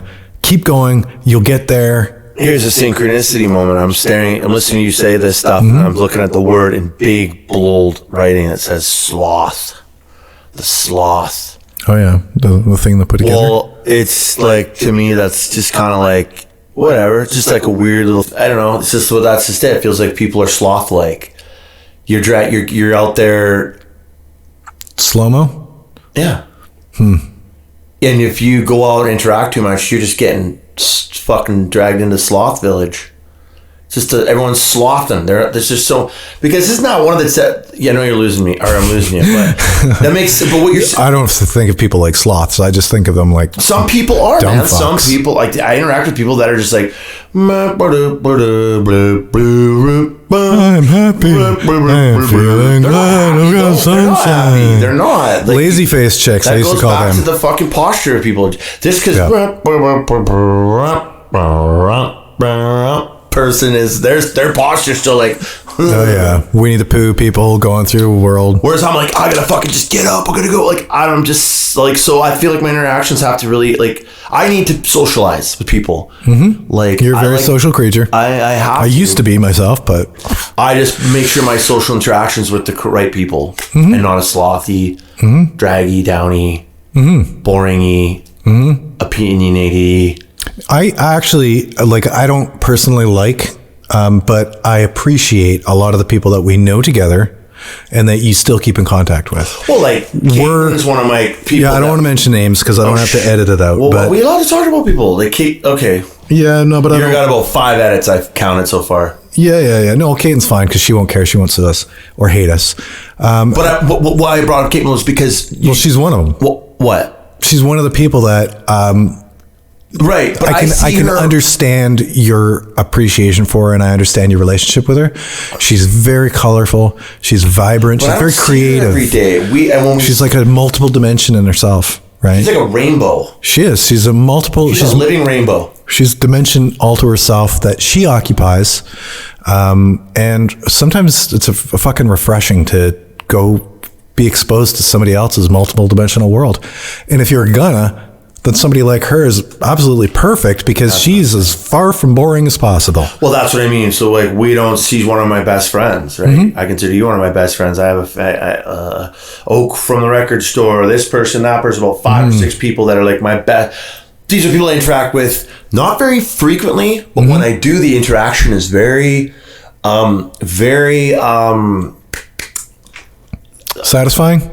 No, it's just it's very in depth. Like, it's a good conversation. It's long. We really have to break the like. I really have to go. Hey, man, I gotta go. It's podcast material every time, and I need that. But it's definitely getting to a point where I'm different from you. I need to have some interactions with people. Like, I need to have those conversations. And you were just saying that it just, someone like Caitlin for me is like reaffirming, because she's on the same kind of path as I am. Like, gotta get the goal, gotta start this. We're gonna keep things going. So it's just a nice person to visit with. Cause she's colorful, very colorful, very, very happy, very positive. Full of spirit. Oh, full of spirit. Absolutely, dude. Loaded. And she's a very spiritual person too. And honestly, if I wasn't so short-timed, if I didn't have such a short fucking amount of time on this planet, I'd be so interested in just being exposed to people like her that I consider to be vibrant. Come to art church, then. She does this art church I've thing. wanted to go to art church for a while. I just timing and stuff comes up. You really should make a point to come, like, especially after a pandemic ends and we're all allowed to go have a fucking renaissance of fucking... You should really make a point to go. They put a lot of crazy work into it. Yep. No, it seems like anyone seems listening, like a lot go of check fun. out Art Church on Facebook. I appreciate colorful people. I appreciate people that are willing to be vulnerable in order to be true to their most creative self. Who I am, man. Most so vulnerable to a fault, even sometimes. And it's great. I appreciate that's an overstatement. I was going to say I appreciate people. I appreciate the universe, and the universe is expressed as people. Yeah. So right. there's interesting. Well, yeah. If I didn't like people, period, then I wouldn't like the universe. But because I like the universe and I like the facets, I like the crystals, I like the people are part of it. We're accretions of patterns and properties and formulas, and we're versions of the universe. We're clues, right? We're clues to secrets, to things. Yeah. Even how the universe is discovering itself, and I mean, we are the microcosm of a representation of God, in a sense, right? Fuck so if you want to understand spirituality, then you have to do some people watching. Not only people, but you people watching. People watch themselves, right? Because when you watch yourself, then you get I learn a ton about myself through other people. Sure, yeah. Like a thing I like posture, or just because they're people, yeah. Well, and it's easier to notice something about a different person. Dude. You could be watching me slouch and go, "Why the fuck is he slouching like that? Doesn't he know?" And then you'll realize you're slouching. I am slouching. You fucking sit up. Sticking out I know, but sometimes you only notice you're slouching because someone else. Because you're seeing somebody else, and then you judge them, and then in the process, you're like, "Well, what about me? Oh, fuck, I'm slouching too. Jesus Christ!" And that's the way to self-development. It is by judging other people. Well, just taking. We improve ourselves. Not judging, because there's another word that has a bad connotation. If the fucking universe is taking. If the universe observation, sure. If the universe is one consciousness experiencing itself subjectively. Then you're only judging yourself. Which I thought about that the other day. Exactly, because you're trying to, but that's the best. Your motivation isn't necessarily to tear somebody else down. Your motivation isn't necessarily to lower them, to increase yourself. You're judging them to judge yourself. You're cracking it huge right now. This is the best. You are literally describing the best parts of self-development right now. Not self-help. Okay, like you're the guy that was fighting me on it, and now you're describing it to a beautiful, but I wasn't fighting you on this. T. Like every fucking jackass that you're pulling away from because you're like, I don't want to socialize with this idiot because I was once that idiot, is there to give you a nugget of gold. Absolutely. That's taking extreme ownership of your life, and it's folly. That's spiritual. That's God. That's the synchronicity. Like once you become super self-aware, then you're learning from these people you're trying to avoid. Because I know, and it's a horrible truth. It's a horrible reality. And another thing, sorry to interrupt you. Everybody's a Buddha. Is I was pulling right. Exactly. And I was pulling out of a pizza delivery the other day, and you came into my mind. I was like, wait a minute. That is right. Like we are the universe. We are just the universe trying to experience itself. Mm-hmm. Like that's what happened. I feel like somehow that's God. That's God. Like it's like the universe is a cold mechanistic system that fucking pooped us out, or we were created by something so that it could be like, yeah, here I am. Essentially, I've got this penis and a vagina, and yeah, that feels good. Mm-hmm. Like what? But. We are the Buddha.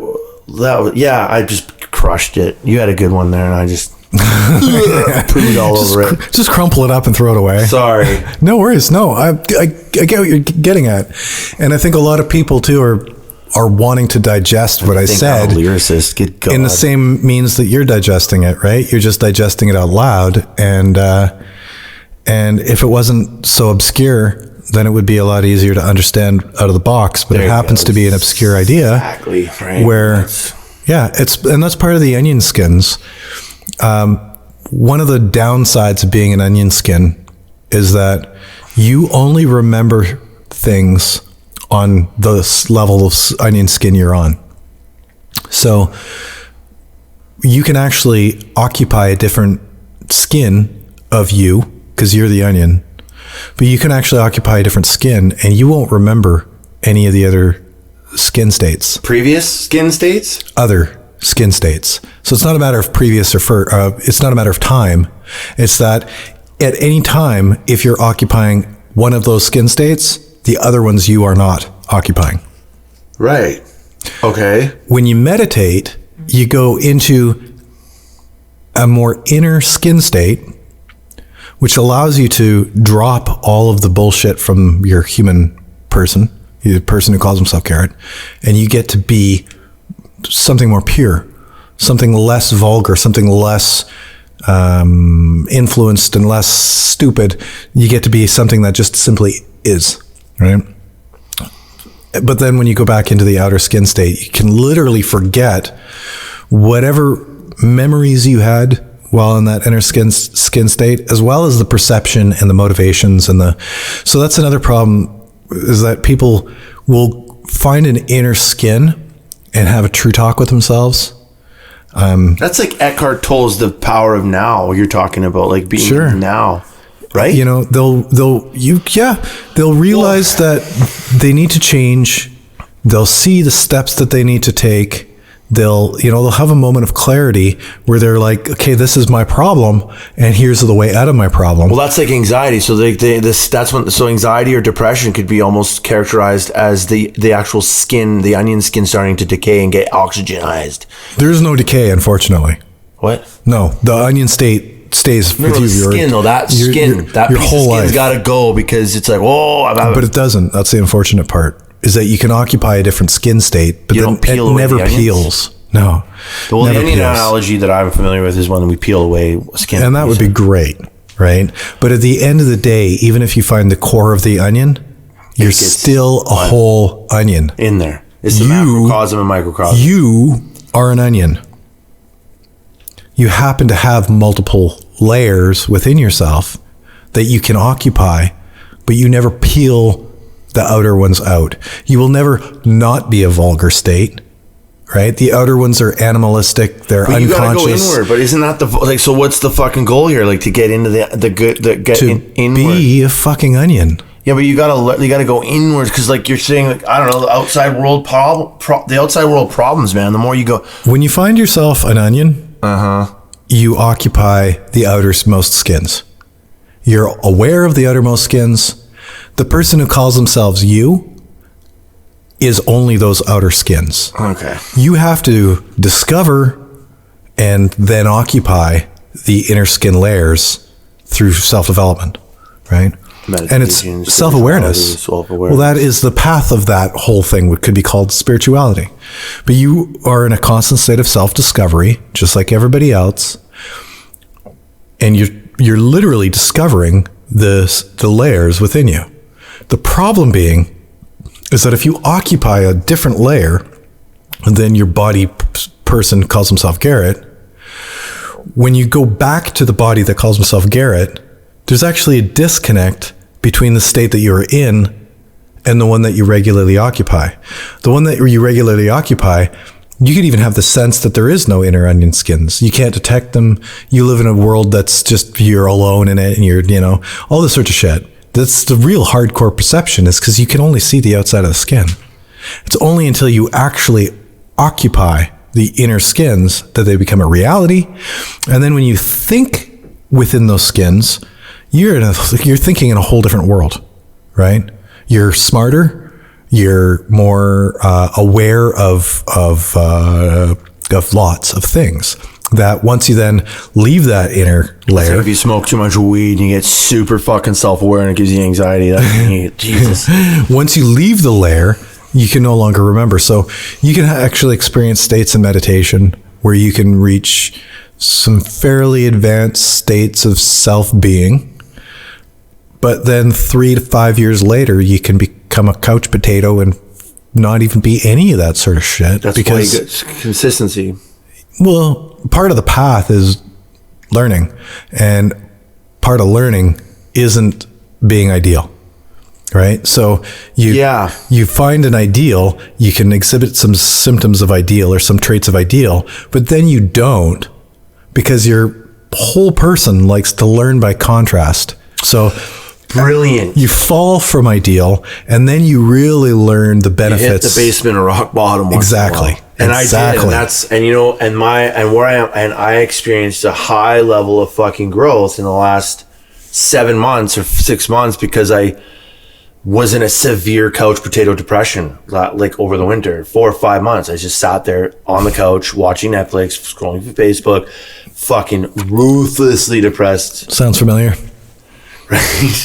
But then I got my job back. I went back to work. It was just because I lost my license, right? Over something simple. Mm-hmm. But it was like, my higher power is a douchebag. He's like, yeah, okay, here we go, fucker. And I'm like, what? Ours is probably the same one. Oh, he's a fucking prick. We probably have the same monad. But sometimes he's awesome. Or she or he or them or whatever, the gods, right, man? Yeah.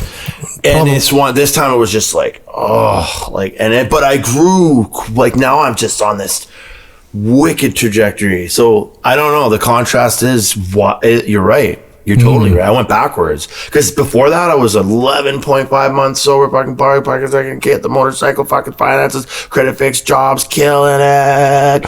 And then the ego took over. I was like, girls, Harley.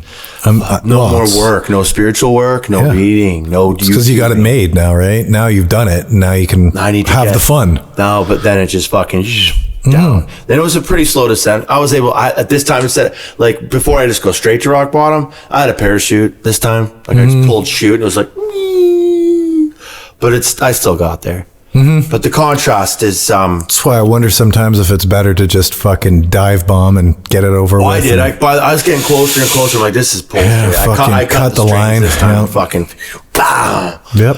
But scared. I don't want to go back there, man. I don't want to go back. I just don't want to go back down there again. Like, I just don't know. I don't think I need to. Hopefully not. But if you do, then you do. There's the cycle of insanity, though, right? Yeah. As far as our individual experiences constantly suck. But that's to bring you to, I think the point is to bring you to an spiritual enlightenment. When you really start touching on a true form of spiritual enlightenment, you're less likely to hit those similar rock bottoms. I think the rock bottoms maybe change. They're always developing.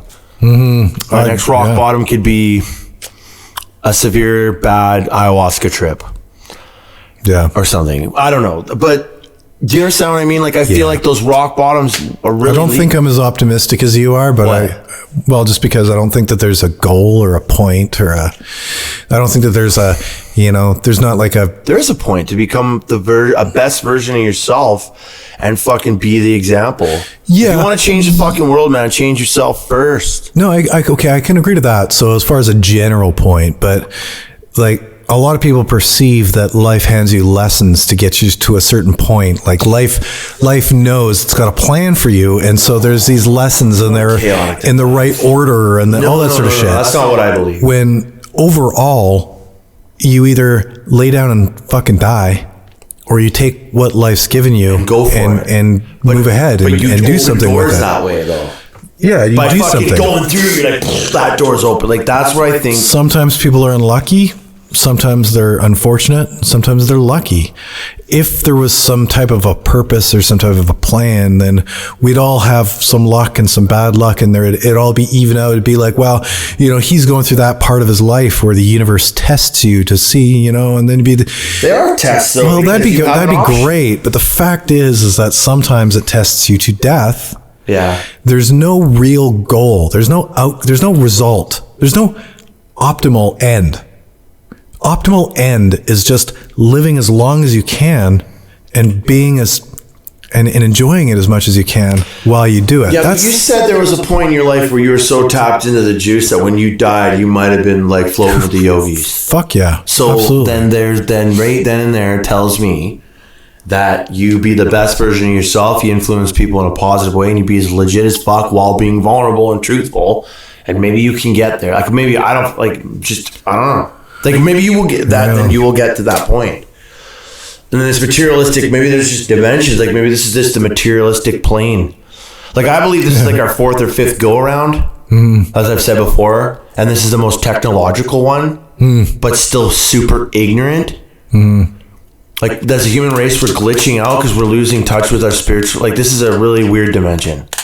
There's a lot of anger, there's a lot of hate, there's a lot of pain and suffering here. But there's also a lot of beauty and like the miracle of like fucking insects and the shit they do that like you go watch a giant blue planet and you're like, what the fuck, this coral reef, this octopus lives for 25 years, fucks, and then makes another octopus, and then it just dies, and then but there's just miracles of the earth that are like, it's interesting.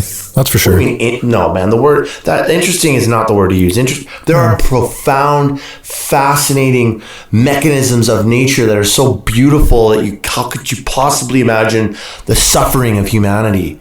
Right? I just feel like this dimension, there's a lesson here, man, of some kind. Because if you admittedly say that you were so spiritual one time that you were going to transcend if you died. Yeah, I think at that point, if I was hit by a bus, it would have been more interesting. So then you're implying, say that again, sorry? I think if I was hit by a bus, it would have been more interesting than other people. Okay. More interesting than even now. I know what you're saying. There's something, there would have been something to it. Well, you would have had a hard time ripping consciousness from my grip. Okay. So then I'd use your energy if I had to. Fucking use up the energy in a quasar if I had to. So then you're saying, then you're admitting right now on this podcast that there is more to the story, which is my intuition telling me I can't understand. It's not for most people, and I think that it's a tease. Most people are fucking running around Walmart trying to get the fucking deal, or fighting someone for a fucking bag of toilet paper when the pandemic's happening. Like they're not going to fucking La La Land. Anybody who has the ability or the capacity or the real juice and wherewithal, they don't need to be told. Told what? What's going to happen and how? Well, obvious, yeah. They fucking make the rules through solitude and development. Anybody who needs to be told the rules, it's not ever going to happen. So I think the problem is that the thing is, is there life after death? No. Why? Because if you're asking the question, the answer is no. Okay. So you just answered my question then. Well, but I didn't, because I got it. It's somebody's own responsibility to, like, that's like you can't do somebody else's push-ups. If they have to ask, key to fucking all of it, then, bro, they're not there. Right? Exactly, but you can still show people enough. You can say, "Hey, man, here's how you put your shoes on in the morning." Okay, you'll figure that. Yeah. You can lead a horse to water. Yep. Right, but you can't teach. You can't force a drink. You can catch. What's the other one? That's a really good one. Is teach a man to fish or something. Give a man a fish, he'll starve a week later. Or teach a man how to fish, he'll eat for the rest of his life. Yeah, like we have to show the light a little bit. We have to be an example, and then hopefully whoever. Yeah, and I personally don't give a fuck, because I'm here for selfish of you, Adam. Yeah, totally, dude. But literally, I'm here for a tiny period of this, and the world can fuck itself. I just actually came upon. Don't give a shit. That's exactly what someone just said today. On one of my development guys was like, "I'm 40 years old. I got no time. I got no time for your fucking shit." Yeah, I honestly just don't care. It doesn't affect me. The universe can fucking give a fuck because it affects it, right? My purpose is being, like I have on Twitter, my hashtag is Lux Service. Lux Service, which means I serve light, or serve light, in service of light. Right? Lux, how do you spell that? LUXSEV. Oh, Luxor. Yeah, like Lux Service. That's like it's Latin. I gave you that shirt, remember? Yeah, Temple of Luxor. Do you still have that shirt? Maybe, actually, because of everything I own is 20 years old. I'm like this 17-year-old hippie kid. I'm like, there's a pyramid on the shirt, Adam. It says Luxor. You're like, give me that. Then it essentially means that, Hashtag Luxor. Hashtag Lux Service. Lux Service, sorry. And which means you're a warrior of the light. Well, in my opinion, I am. Not a warrior, but a servant. And so I don't really give a fuck, and I don't have to give a fuck. You're in a conundrum, dude. If other people, you know that? If the universe gives a fuck, I'm happy to go with it, because I'm basically. You're a conundrum. I am. Does that make you? I have no idea what the fuck you're talking about. I mean, you're like you're just like a duality of walking contradiction. Yeah, you're like, I'm fucked. There's nothing, but I'm a service of the light, and if it's there, I'm going with it. But it's like. But I personally don't care. That's just it, because I don't have anything invested, and I'm here for such a short period of time, and then I'm dead. If I pass on something to my own kid, I'm lucky. But, I have to know now without asking. But definition of conundrum. Well, it's a pickle. Conundrum, a confusing and difficult problem or question. It's a pickle. Exactly. You're a fucking conundrum, dude. I'm a walking pickle. So I have the feeling that I serve something that's greater than I am, right? And I know, but the devil's in the details, right? I call it light, for lack of a better term. I call it aliens. Yeah, right. It's nothing to do with aliens. And as a result of it, I'm aware that my role in the collective is to participate in the collective. And if I don't want to, then that's cool. But fucking the collective will just unplug me because the collective doesn't care about me. That's the weird part, right? I'm a part of it. I'm a part of it. And being a part of it, I have a role to play, a responsibility to contribute. And if I don't, then the fucking why am I even here, right? So I feel like it's a responsibility for me to participate my role, and my role, I can tell, is my role because I'm inspired to do it. So somebody says something, I'm like, fuck, here we go. I don't even want to fucking talk to this person. They're a dipshit, you know. Sorry. But I'm suddenly inspired to, like, I've got a dialogue, I've got something to say. Yeah. And I'm like, okay, here we go. And I'll say it. Mm-hmm. That's who you are too. Like I know you would if you saw a fellow brother struggling. Like you're the guy that's like, I want to start a Facebook channel or a YouTube channel where we help homeless people. Well, no, absolutely. And But I don't care like other people care. Other people care because they think they have to care, or there's some bullshit involved. I care because it's just part of the deal. Like, it's part of the contract or whatever like that. This went from one of the most soul-sucking conversations 2 hours ago to like to where you basically where it's one of the most inspirational. You wanted to kill me 2 hours ago. Yeah, and you're almost agreeing with what I'm saying, or we're both agreeing on. We're on the same page. It's a matter of perspective. I see yours, and it's a matter of framing the conversation. It's a matter of framing it properly, and to the point where I can agree. Because I didn't frame it good at all. Sometimes when I say I don't agree, it's not that I don't agree with what you're thinking. Yeah. It's that I don't agree with what you're saying. It's like you don't agree with the paper I'm putting it on. Yeah, you're fucking makes sense. Yeah, you're where you're coming from. I like the cover of the book. I like the words, but the pictures are wrong. Yeah. So I can't agree with particular statements. And little particular statements will cue it, but it's complicated, right? Well, on a quick note, like that's one of my next levels of development for sure is more professionalism, being a little more professional, being a little more professional, and being able to articulate what I'm saying and frame what I'm saying. It's tough. It's hard. It is. It's a long-term thing. Like I listened to myself years ago. I'm mortified. I won't watch some of my old videos on YouTube where people are like, oh my God, you're inspiring. Oh wow, that was like where I won't watch them. No way. Because I'm just like, oh my toes will curl right up into my asshole. Anyway, but that's how we grow, right? But sorry, I interrupted you. No. But this is amazing, man. Like I said, I'm not kidding. I was like really fucking pissed off at you 2 hours ago. I was like, well, this is great podcast material, and now we're talking. I don't think it was, though. What we were talking about was definitely not good podcast material, just because it was. Yeah, but it was, you were getting really irate, and I was getting irate at times, and but we've come full circle. Sure. And are now. And it's good to hash stuff out, but this is the portion of our conversation that's so inspired right now, dude. Like I'm going to leave here just like okay. More beneficial.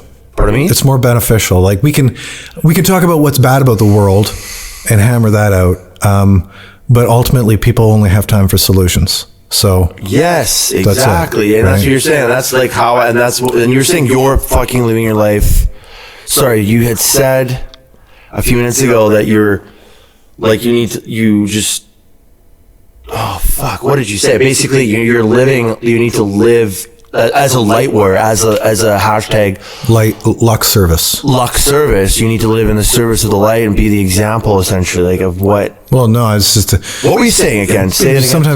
Sometimes people need to hear something or something like that. I don't know. You have to show the example, though. Like some people have to hear something, and you have to be that awakened dude. Yeah. Right? Well, they just. You said you're living passionately in that service, though.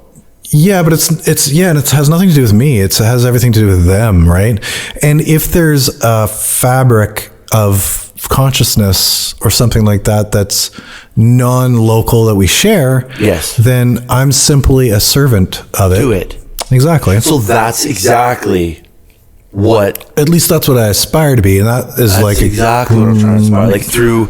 Perhaps one of my only actual functions in the planet. Discipline, right? And that's what's... And to me, that's what self-development is, and then that leads to the path of spirituality, and that's where you're like through massive rock bottoms and failures, and you're eventually, when you live in your truth, you're eventually going to find a spiritual path. And that if you start questioning things, questioning everything, and that's ideally like what I want to do as a career, as a self-development coach or a leader of some kind, where I'm living an exemplary life, where people are like, this guy's got what I want. How did he like that? I just think that's an interesting motivation, to live an exemplary life so that you can teach people how to live it. Are you fooling yourself into living an exemplary life by telling yourself that you need to teach people how to do it? I'm not trying to teach anybody. I'm saying that but you're including teaching people how to do it. You were, and you have been, as a life coach or something, or being an example to people and how to... I look up to people too. The question is that are you using this to trick yourself into having a better life? No, man. I'm saying that... Because that wouldn't be a bad idea either. Oh fuck! I'm trying to step on zero toes.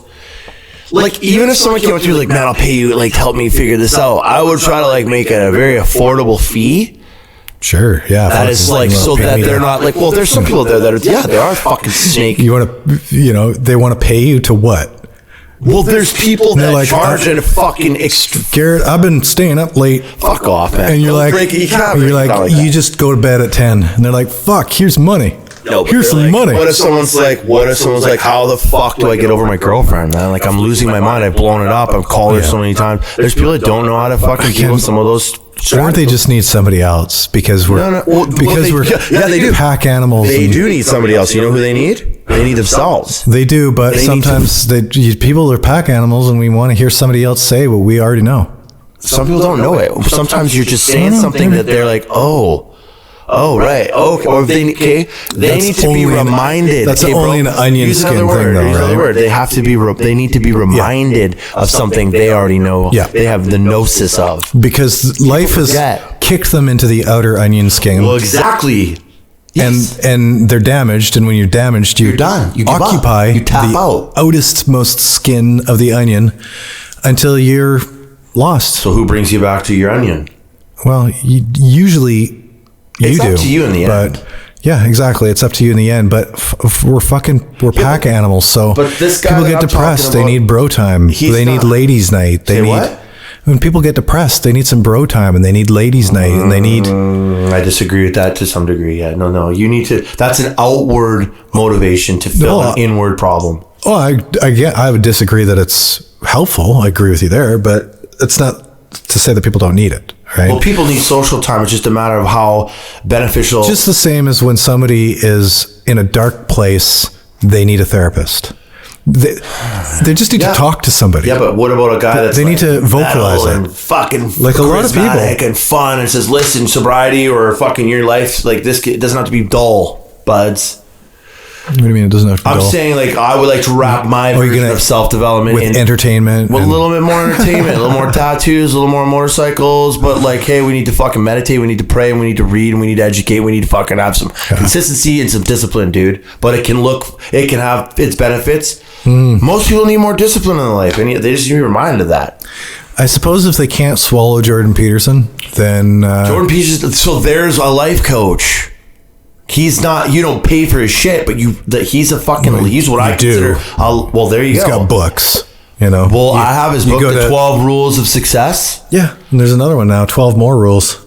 And he was an addict. He just got off Xanax. He was an addict recently. Yes. Recently, yeah. Yeah, like after he wrote the books. And Xanax, well, he had some injury or something. It was his wife's cancer, and he was taking his ass, right? So there you go. There's the fucking onion again, man. Oh, I know. It's another person who's fucking Mr. World of Success. Another person who's fucked up who is now You know, back on track though. And the example, he was literally an addict giving people the 12 rules, which is supposed to based in the 12 steps. No, I bet if I have that book, goddamn, I need to read it. No, it's not. It's not based on the 12 steps. I bet it loosely has a vibe to it, though. For sure, I bet you it does. I don't think it has anything to do with the 12 steps whatsoever. He's on a completely different path. Okay, good then. Fuck He's on a different train. I don't fucking care. But he's a self-development coach, man. No, he's a university professor who simply wants to help people not have such fucked up lives, and he realizes that they need a voice, right? So he's selling books. Some people are selling a fucking program. Yeah. The difference being is that he's got a PhD in psychology. Oh, right. And I understand. Well, yeah. Was a professor for 30 years. But I mean, I would argue like I could have a PhD and fucking right up. I mean, I don't know. I'm not. Who knows? But whatever. It depends on how you package it, dude. Yep. Yeah, and if you're legit, like people can smell bullshit, man. People aren't dumb. Oh, they are. They're fucking really dumb. Oh, they're super dumb. Look at why is fucking Alex Jones so popular? Why is there flat earthers? People are fucked. Okay, fuck, man. People are fucking dumb as fuck. What's up with flat earthers? Yo, Jamie Jasta had a flat earther on his Patreon the other day. He had some rational art. Greg something. He's a musician. Totally intelligent fucking dude. Super smart metalhead musician dude. Then there was Jamie Jasta, the mediator, and then some crazy flat earther.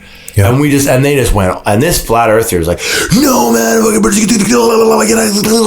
what about this? Well, you don't understand. The fucking like, I'm just trying to like figure out like what, like why, how does that? It's hard to wrap your mind around. How are people convinced of that? That's freaky. Is there any? No, don't even. No. Is there any fucking? No. There's like some evidence, I guess, that's a little bit like what? Nope, not even. I'm really trying to understand and give them the benefit of some doubt. Yeah, I feel like it's just a culture of trolls. Oh, like they're just like, let's just troll the fucking world, man. I think people are fucking dumb. Like the word isn't dumb. The word is ignorant. No. Let's just call it dumb. All right. There's 6 billion people who believe in the divinity of the Lord. There's 6 billion religious people in the world. Out of the 8. You think so? Well, that's the statistic. Is that right? Yeah. Wow. And the same statistics, same percentage of people in the U.S. believe in angels. Right? Angels or aliens? Angels. You're stumbling on any words there. Yeah, well, it depends who you ask, right? Because alien theory people would look at angels and be like, well, no, those were aliens. Hey, man, angel is a Greek word for a messenger from the sky. Wasn't that something or something loosely? Anyway. Emissary, something. Blah. Yeah, messenger works. No, people are just really fucking stupid. And that's like half of the world. If your average intelligence, half the world is dumber than you. And you don't have to be very much higher than average for it to be. Like, it seems like an exponential curve. I'm okay with the fact that people are dumb as fuck. Makes it easy. Well, that's what the whole... Well, we're people. What? We're still people. We are still people. We are... Yeah. We're not a part of the world elite, rich fuckers. They're doing something right. We're not. Well, they could just be rich. They're not necessarily... They're born lucky. Most of the time, people are born lucky. Like, most of the time. We're born lucky, dude. Look where we live. Well, we're not scratching grubs out of the dirt, but we're not we're not like, which island do we want to go to? You know, which house do we stay at? Can we ask Grandpa for one of these manors? I'm really trying to figure out what that would be like. Just not having to get up and go to... I just don't want to work a labor job or construction. I want out. I literally feel like it's a prison. Like, and I work currently for a really good company, and everyone's super nice, and it's a great place to work. Like, and I'm still just like, get me out of here. And I feel like that's it. It's my destiny. We're all, and even when you go, like, I'm working over here, and there's like these giant. I'm working close to your house, and there's like just like the construction, like all of these people just look like they're lacking their spirituality, man. Like, they just got no direction. They're just up there fucking working a lower wage, grinding in the concrete, the loud noise. You get there at 7 a.m. everyone's just like, Yeah, and you don't want to be aware, right? Because like I said at the very beginning of this podcast. What's that? Like I said at the very beginning of the podcast, awareness just means you're more aware of your suffering. Well, I'm a self-aware android now, and I need to get out. So zombification is self-defense. Sorry, what? Zombification is self-defense. It's checking out. You're checking out. Yeah. And then people leave their work, they go to the bar, they sit there, spend money they don't have, go home to an angry wife. But you don't want to ever not check out too much, because checking out has inertia. So once you check out because you work every single day, right? What do you mean? There's a positive way to check out? Like this is a wicked checkout? You can't turn it on and turn it off like a switch. It's a mode, or it's a habit of thinking. It's a way of looking at things. It's it has inertia. So once you get to the point where you're just day working, you're working your day job and you're paying your bills and you're just getting by, and 3, 5, 10 years goes by, you're checked out, like basically permanently, because you can't switch it off for the weekend, enjoy life, and then go back on Monday and be like, fuck yeah. No, you really need to turn the knob down so that you're noticing shit less, and you just keep it down, because you can't just turn it up, Well, that's where you get vacation. And the 7th day when you're on vacation, finally you've unwound. Because it takes it takes a full week. Yeah, but it takes a full week to unwind. And the more you disconnect, the harder it is to reconnect. Because now you're like, fuck, do I even want to? Do I even want to go back to work? No. I fucking don't want to go back to work. Right? So you don't want a vacation for a month, because after a month it's too hard to go back. So you're like, well, fuck, 2 weeks will be fine. Right? But it takes a week just to unwind and to unplug from that. It's like cows too. People look at cows and they're like, fucking, that looks dumb. Well, if we treated our cows better, they wouldn't look as dumb. When humans are abused, or when the humans are mistreated, or when we're put in work slave camps and stuff like that, right? We dull, because you want to be as less conscious as possible when you're suffering. Buddy, you're starting. Suffering equates to a reduction of self-awareness, to the point where you don't want to experience it. You're explaining systemic racism right now in America, almost to when the slave trade was on, and they don't know how to read, they don't know how to write, they don't even know how old they were. Why is that? You said I find this shit weird. They don't know how to read, they don't know how to write. Reading and writing, they didn't read and write in Africa. When the slave trade was what?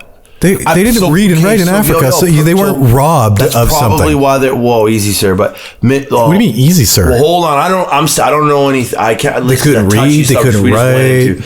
But here, let me couldn't fucking read or write anyway. Okay, so they're perfect for the fucking. They're perfect to be picked on. Well, they're easy targets. That's not cool though. I wish they had more education. I wish that didn't happen. Why? All I'm saying, dude. You're wishing colonialism on people. Okay, I'm not going here. Why do you wish them to be educated? Education is the white man. They just run around the fucking forest, run around the bush with spears before. They were happy. And they're happy. That's okay. Yeah. Once you start educating them, then they become now they become, even if they're not slaves, they become what I'm saying. Okay, slaves like us. Is they went, that white man went there, took them because we need slaves and we don't want them knowing anything. Just keep them working, keep them. That's a bad version of the story, but let's go with it because we don't want to be canceled. But if you're a truth seeker, we're getting out of here. Go back to the really nice conversation. Know that's not how it went. My point is that we are in high paid slavery right now. That's what I'm saying. They don't want us. Oh yeah. The less people know, the more they go. The Walmart distraction, the fucking Netflix. I keep saying Netflix because it is. I've noticed that Netflix is the biggest fucking distraction. I was just talking to the other day. Was like, I watched the Netflix documentary until fucking like 4 a.m. And then I even thought I gotta be up at 8 o'clock for work, or 7:30, and it's 4 a.m. So I think, okay, maybe just one more. And I'm like, and I'm that person. I mean, I've never stayed up that late, but I've definitely been the guy that's like watching the killer. And there's so many series out there. I mean, Ozark, freaking Yellowstone, The Kingdom, Vikings, Ancient Aliens. But I mean, as far as series that are super addicting, that's brutal. So that's a great distraction. Netflix is an epic distraction. from all of it. Especially, and then you're like, okay, what are we gonna go? Let's get some snacks for our great distraction. We'll run to Walmart. We'll get those fucking the sugar. Quick pee, and I kept her going. Buds. You kept her going. Yeah, nobody even noticed that. Anyway, the point is, I think this is all big distraction, and we're really not tapping into our spirituality. And I think our spirit's getting dulled down because we're here building high rises and building and flipping burgers. And I know that people have to do that. I know there's people that need. I talked to a guy yesterday that runs a cement truck for $45 an hour, works crazy hours, and he's like, I love my job. My buddy my superintendent of one of my other construction jobs, he's superintendent, got the truck, has his kid. He loves his job. There's people out there that love their gig, man. I just don't. I've just become self-aware enough that I'm like, no, I have a higher purpose and I need to fucking follow it. And if that means I got to read the book, The Secret, and fucking sift through that nonsense, but try to get the goods, I will. Mm-hmm. I'll fucking will. Mm-hmm. I will follow. You'll find the secret. Isn't that based on the Elder Scroll or the Emerald Tablets? Emerald Tablets? Oh, fuck off. Never mind. Okay. I would not doubt it at all. Is it? No, it's like ancient. It's the actual the Wizard ancient, of Oz. Fuck off. There's something it's based on that's in. Is that Eckhart Tolle? The Secret? No. Okay. Eckhart Tolle's way cooler than that. Really? The Secret's pretty cool, man. Because I've read some Eckhart Tolle in my past, and it was like everything but cool. Really? You guys, you don't like Eckhart Tolle now? Jesus, no. No. I don't know. I don't know what to do with you, man. Yeah, no, I know. What about the Four Agreements? You ever read that? Four Agreements? Yeah. Never read that, no. Is it good? It's a really easy read. The Four Agreements are pretty good. Let me read the Four Agreements to you. Like it's a book. It's a short book. One of the best ones. Let's skip it because we don't want to do a copyright thing. Again, I'm just the Four Agreements are great. One of the main ones is don't take anything personally. Cool. That's a good one. Really, you think? Fuck, man, Eckhart Tolle, dude. I seriously scratched my head after. No, he's like a fucking space alien, fucking weirdo. All you have to do is get more exposure of him. So you've got a very limited knowledge of Eckhart Tolle. The more you expand your knowledge of him, he's talking about living in the now, man, like being in this present. Oh, sure. That's like fucking the '60s. Be Here Now was written. I have that book too, actually. Yeah, it's up on my shelf. Everybody did, but not everybody. Pretty not sure the cool people, or not the dumb people. Pretty sure Ram Dass is a Ram Dass. Oh yeah, name. You know what book I'm gonna read here soon? I think the Bhagavad Gita. Yeah, the Gita. The Gita is a good book. So, do you have any? What do you think, man? Yeah, no, I think we're probably good. I'd love to. This is a part tour for sure. Well, I don't see. For me, my motivation would be to transmit a lot more technical information because, well, I know, but which is good, but while we are covering some good stuff, I think a lot of the technical information is something that people are not aware of. Give us a brief technical explanation then. Well, like for instance, something that I've been studying for the last 20, 25 years is what I call ethereoanatomy, which is there's no real words for it. There's no real understanding. It's a made up shit, right? Mm-hmm. But it's trying to... Sounds like fairies to me. Oh, it is. It's definitely fairies. But it's an attempt to map and understand what functions are behind spirit and consciousness and feeling and all that sort of stuff, right? And it's actually really something that's been happening for a long time, starting with the Hindus mapping out chakras, right? So the Hindus mapped out the chakras. We've got these 7 levels, and the 7 levels of consciousness coincide to our body insofar as the spinal cord, right? And it doesn't have to be factually accurate. It's just illustrative. Complicating it more, then you've got the Kabbalah in Judaism, which has the tree of life, which is split into 3 columns. It's all something, and then once again, there's something to all that, right? And there's these same 7 levels as in the chakras, but now... And these are 2 totally different religious and cultural peoples. Yeah, it's that not have as similar. No, it's not as detached as that, unfortunately. No? Okay. Well, no, because India and Israel are actually pretty close. Oh, right? Fuck yeah. Okay, sorry. So the Hebrews, of course, came from Sumeria, went to Egypt, but wait, and the then religions settled are different, in. so different. Is really what I'm getting at, though. They are, but the peoples themselves. I said peoples, yes. Yeah, but the peoples prior to either religion is the Proto-Indian Iranian religion. Okay, and that was a religion and a language and the earliest known culture, which is like culturally influenced everybody. Okay. So after that, to the Hindus. Tree of Life. The Hindus are probably the oldest religion in the world. Okay. And then the Jews, the Hebrews, were more than likely influenced by Hinduism, just like Christianity was influenced by Hinduism, and the whole idea of Trinity and stuff like that's probably. Okay, well, going back to your point with the Tree of Life and the 7 chakras. Yeah. Which is this concept of spirit. It's probably, it's the earliest. And there's a couple different concepts of spirit in Hinduism, like the breath, the Rosh, or there's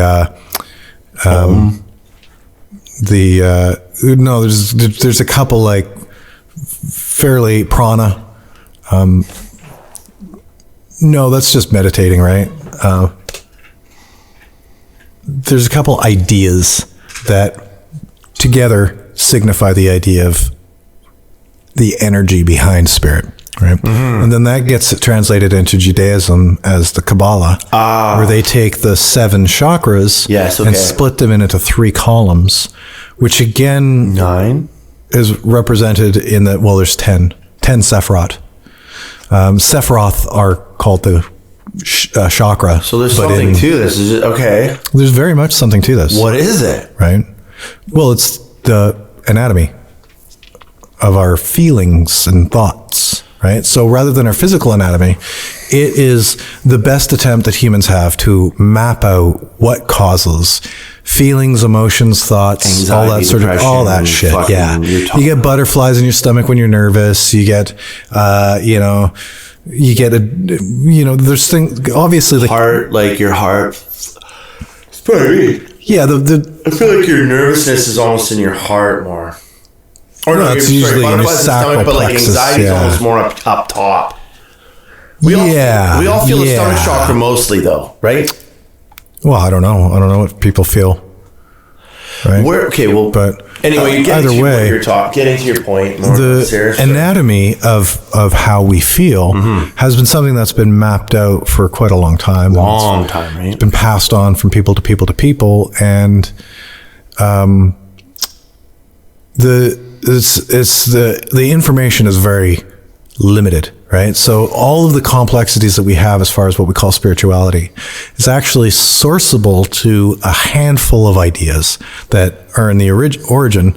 And it's an innocent enough attempt by people over time to understand and describe these centers in our system that create feeling. The Buddhists in Tibet, they actually they come up with then the nadi. And the nadi, there's like 300,000 of them in the body, and what they are is essentially nerve endings. 300,000? Yeah. Wow. So the Hindus. Do we actually have 300,000 nerve endings in our body? Like even more than that. Right. Okay. That's what I would assume. Yeah. Okay. Yeah. And if you look at the picture of the nadi, you wouldn't confuse it with anything else other than nerve endings. They are nerve endings. Right. They look like it, right? Yeah, there's the map of the nervous system. Mm-hmm. And that's what they are attempting, is the map of the nervous system. So the nervous system is responsible for the sensations or for the experience of spirit, right? But it appears that the combination of energy producing organs, not just combined, but in a particular array, produce the emergent phenomenon that we call spirit, right? So you have, like, say, your body temperature. Your body temperature is dependent on 2 organs mostly. They literally produce the heat. Your heart? No, your liver and your pancreas, I believe it is, or your liver and your kidney. Really? Yeah. Liver produces most of the heat in your entire body. So the reason that your head's warm. Your liver?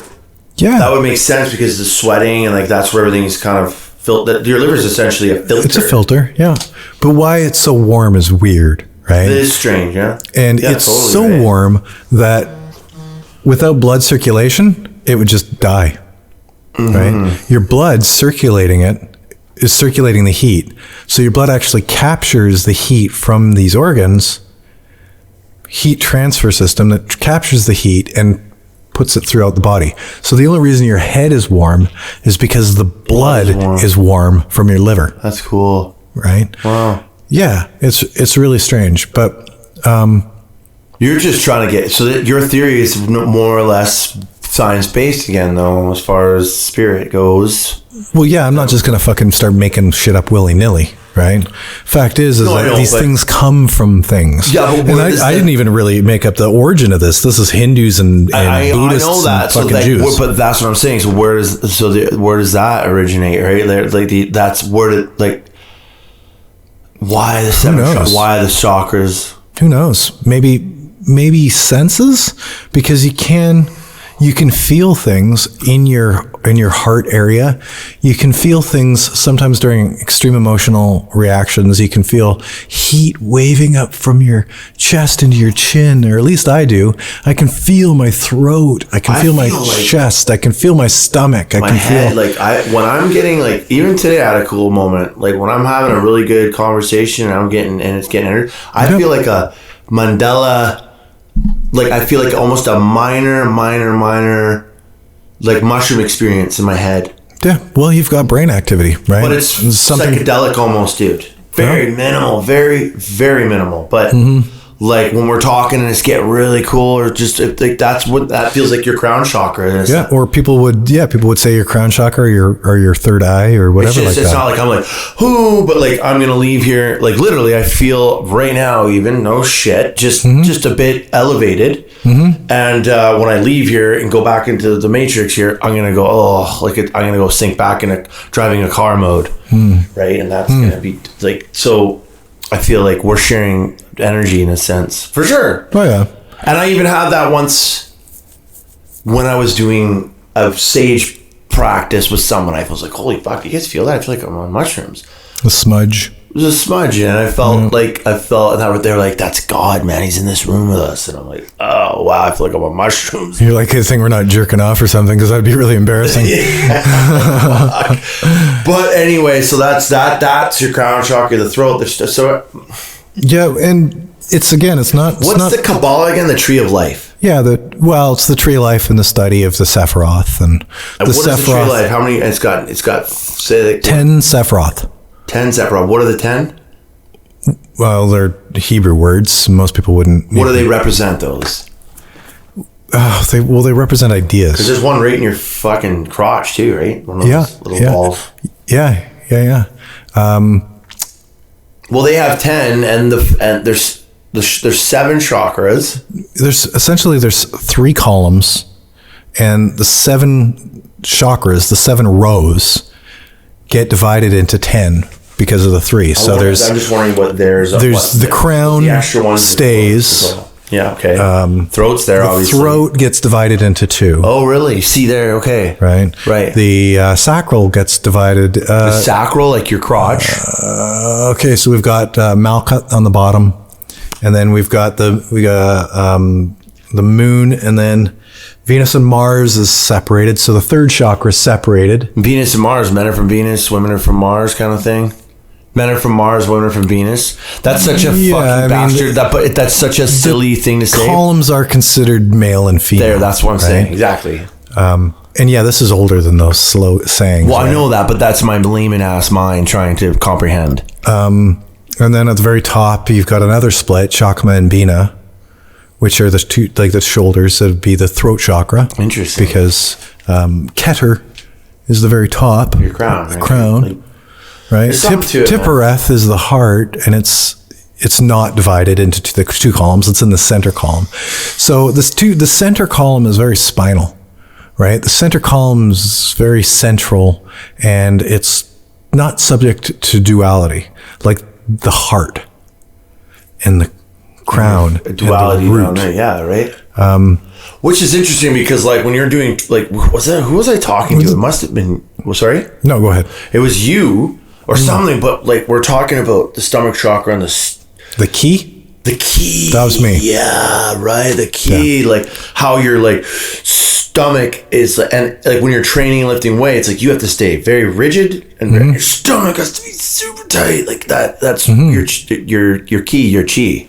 Well, it's chi is it's actually pronounced ki. Oh, okay. So it's the same thing. It's but this is the same thing, I think, as well. Like that. Well, essentially, yeah. Which is interesting. Like the key would, you're stabilization. You're starting to merge stabilization. Theories. So that's stabilizing.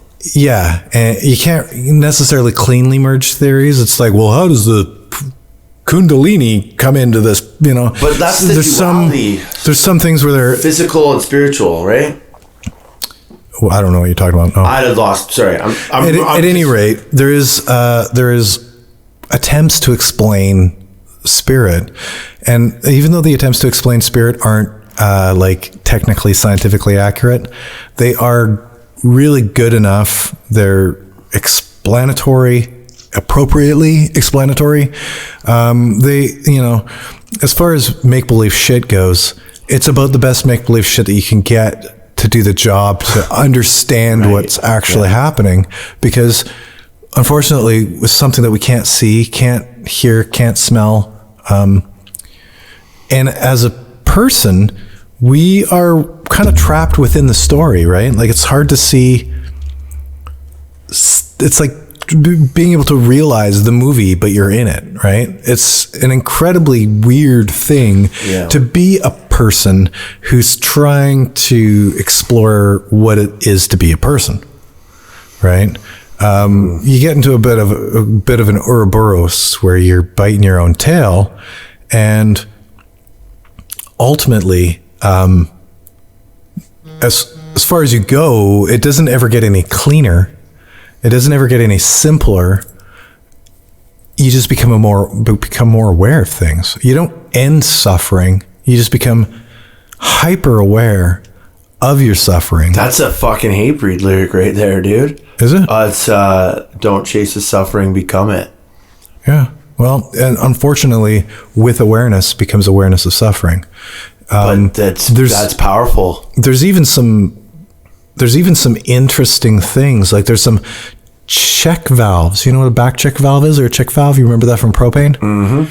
There's even some things like that where if you, like with the onion skins, if you get depressed, you automatically assume a more superficial onion skin. When you get depressed? Yeah. Like if you get really down, and I don't know how yogi most people get, but if you're like getting pretty fucking ninja, or you're getting juicy, you're getting on the fucking juice. I'm feeling juicy these days. You become negative or too negative. You become too depressed, or you become too self-sabotagey and critical. Then the knob gets turned right down.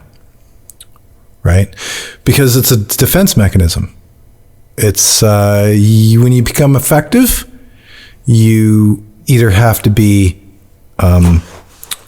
affecting yourself in a positive way, or you're not going to let yourself be effective, right?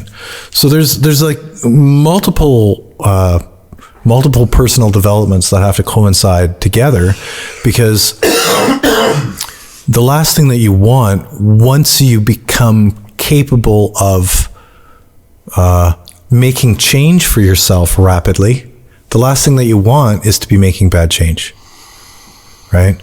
So if you start to occupy a good, nice space within that onion, to the point where, I mean, again, like as far as being normal goes, you've lost being normal altogether. Once you've gotten to this point. Once you get to the point in the inside of the onion, you have dissociated yourself completely with everybody else on the planet, right? So are we even there at all yet? Like you're talking about higher. No. Right. I feel like but I feel like there's a little. We're like maybe scratching the surface a little bit. I'm just a teeny. The deeper you get on the onion skin, the more effective you become, and the less you can afford to be self-critical or self-sabotaging or like if You have a responsibility. well, yeah, it's like Fuck. if you buy a bigger gun, you've got more responsibility to not be An idiot. hot-headed. Yeah. So I like this. Yeah. well, it's Now we're going right back to we're going back to more of spiritual development again, man. Like, and being a fucking example, being a light warrior. Like, you're more awake, you have more responsibility to yourself too. to yourself and other people that look Yeah. up to you, man. We're circling back a bit. That's how Yeah. I'm taking this in right now. Yeah. Well, unfortunately it's one of the locks on the door to the self is that you have to be responsible to be able to utilize what's on the other side of that door That's awesome. without hurting yourself. That's awesome. And as long as you've got some capacity to, fucking unravel yourself, so to speak, Opening up Pandora's box. yeah, then Which you don't get to access it. I've unlocked mine for sure. Fuck. So spirit and spirituality is something that I think everybody gets to unlock for themselves. They get to decide what it is. But ultimately, there are some functions that we all share and, can be explored further. And hopefully you fucking Continue to question everything. Thank you, guys. See you next Thank week. you, Adam. Yep. Thank you, Garrett. Cheers.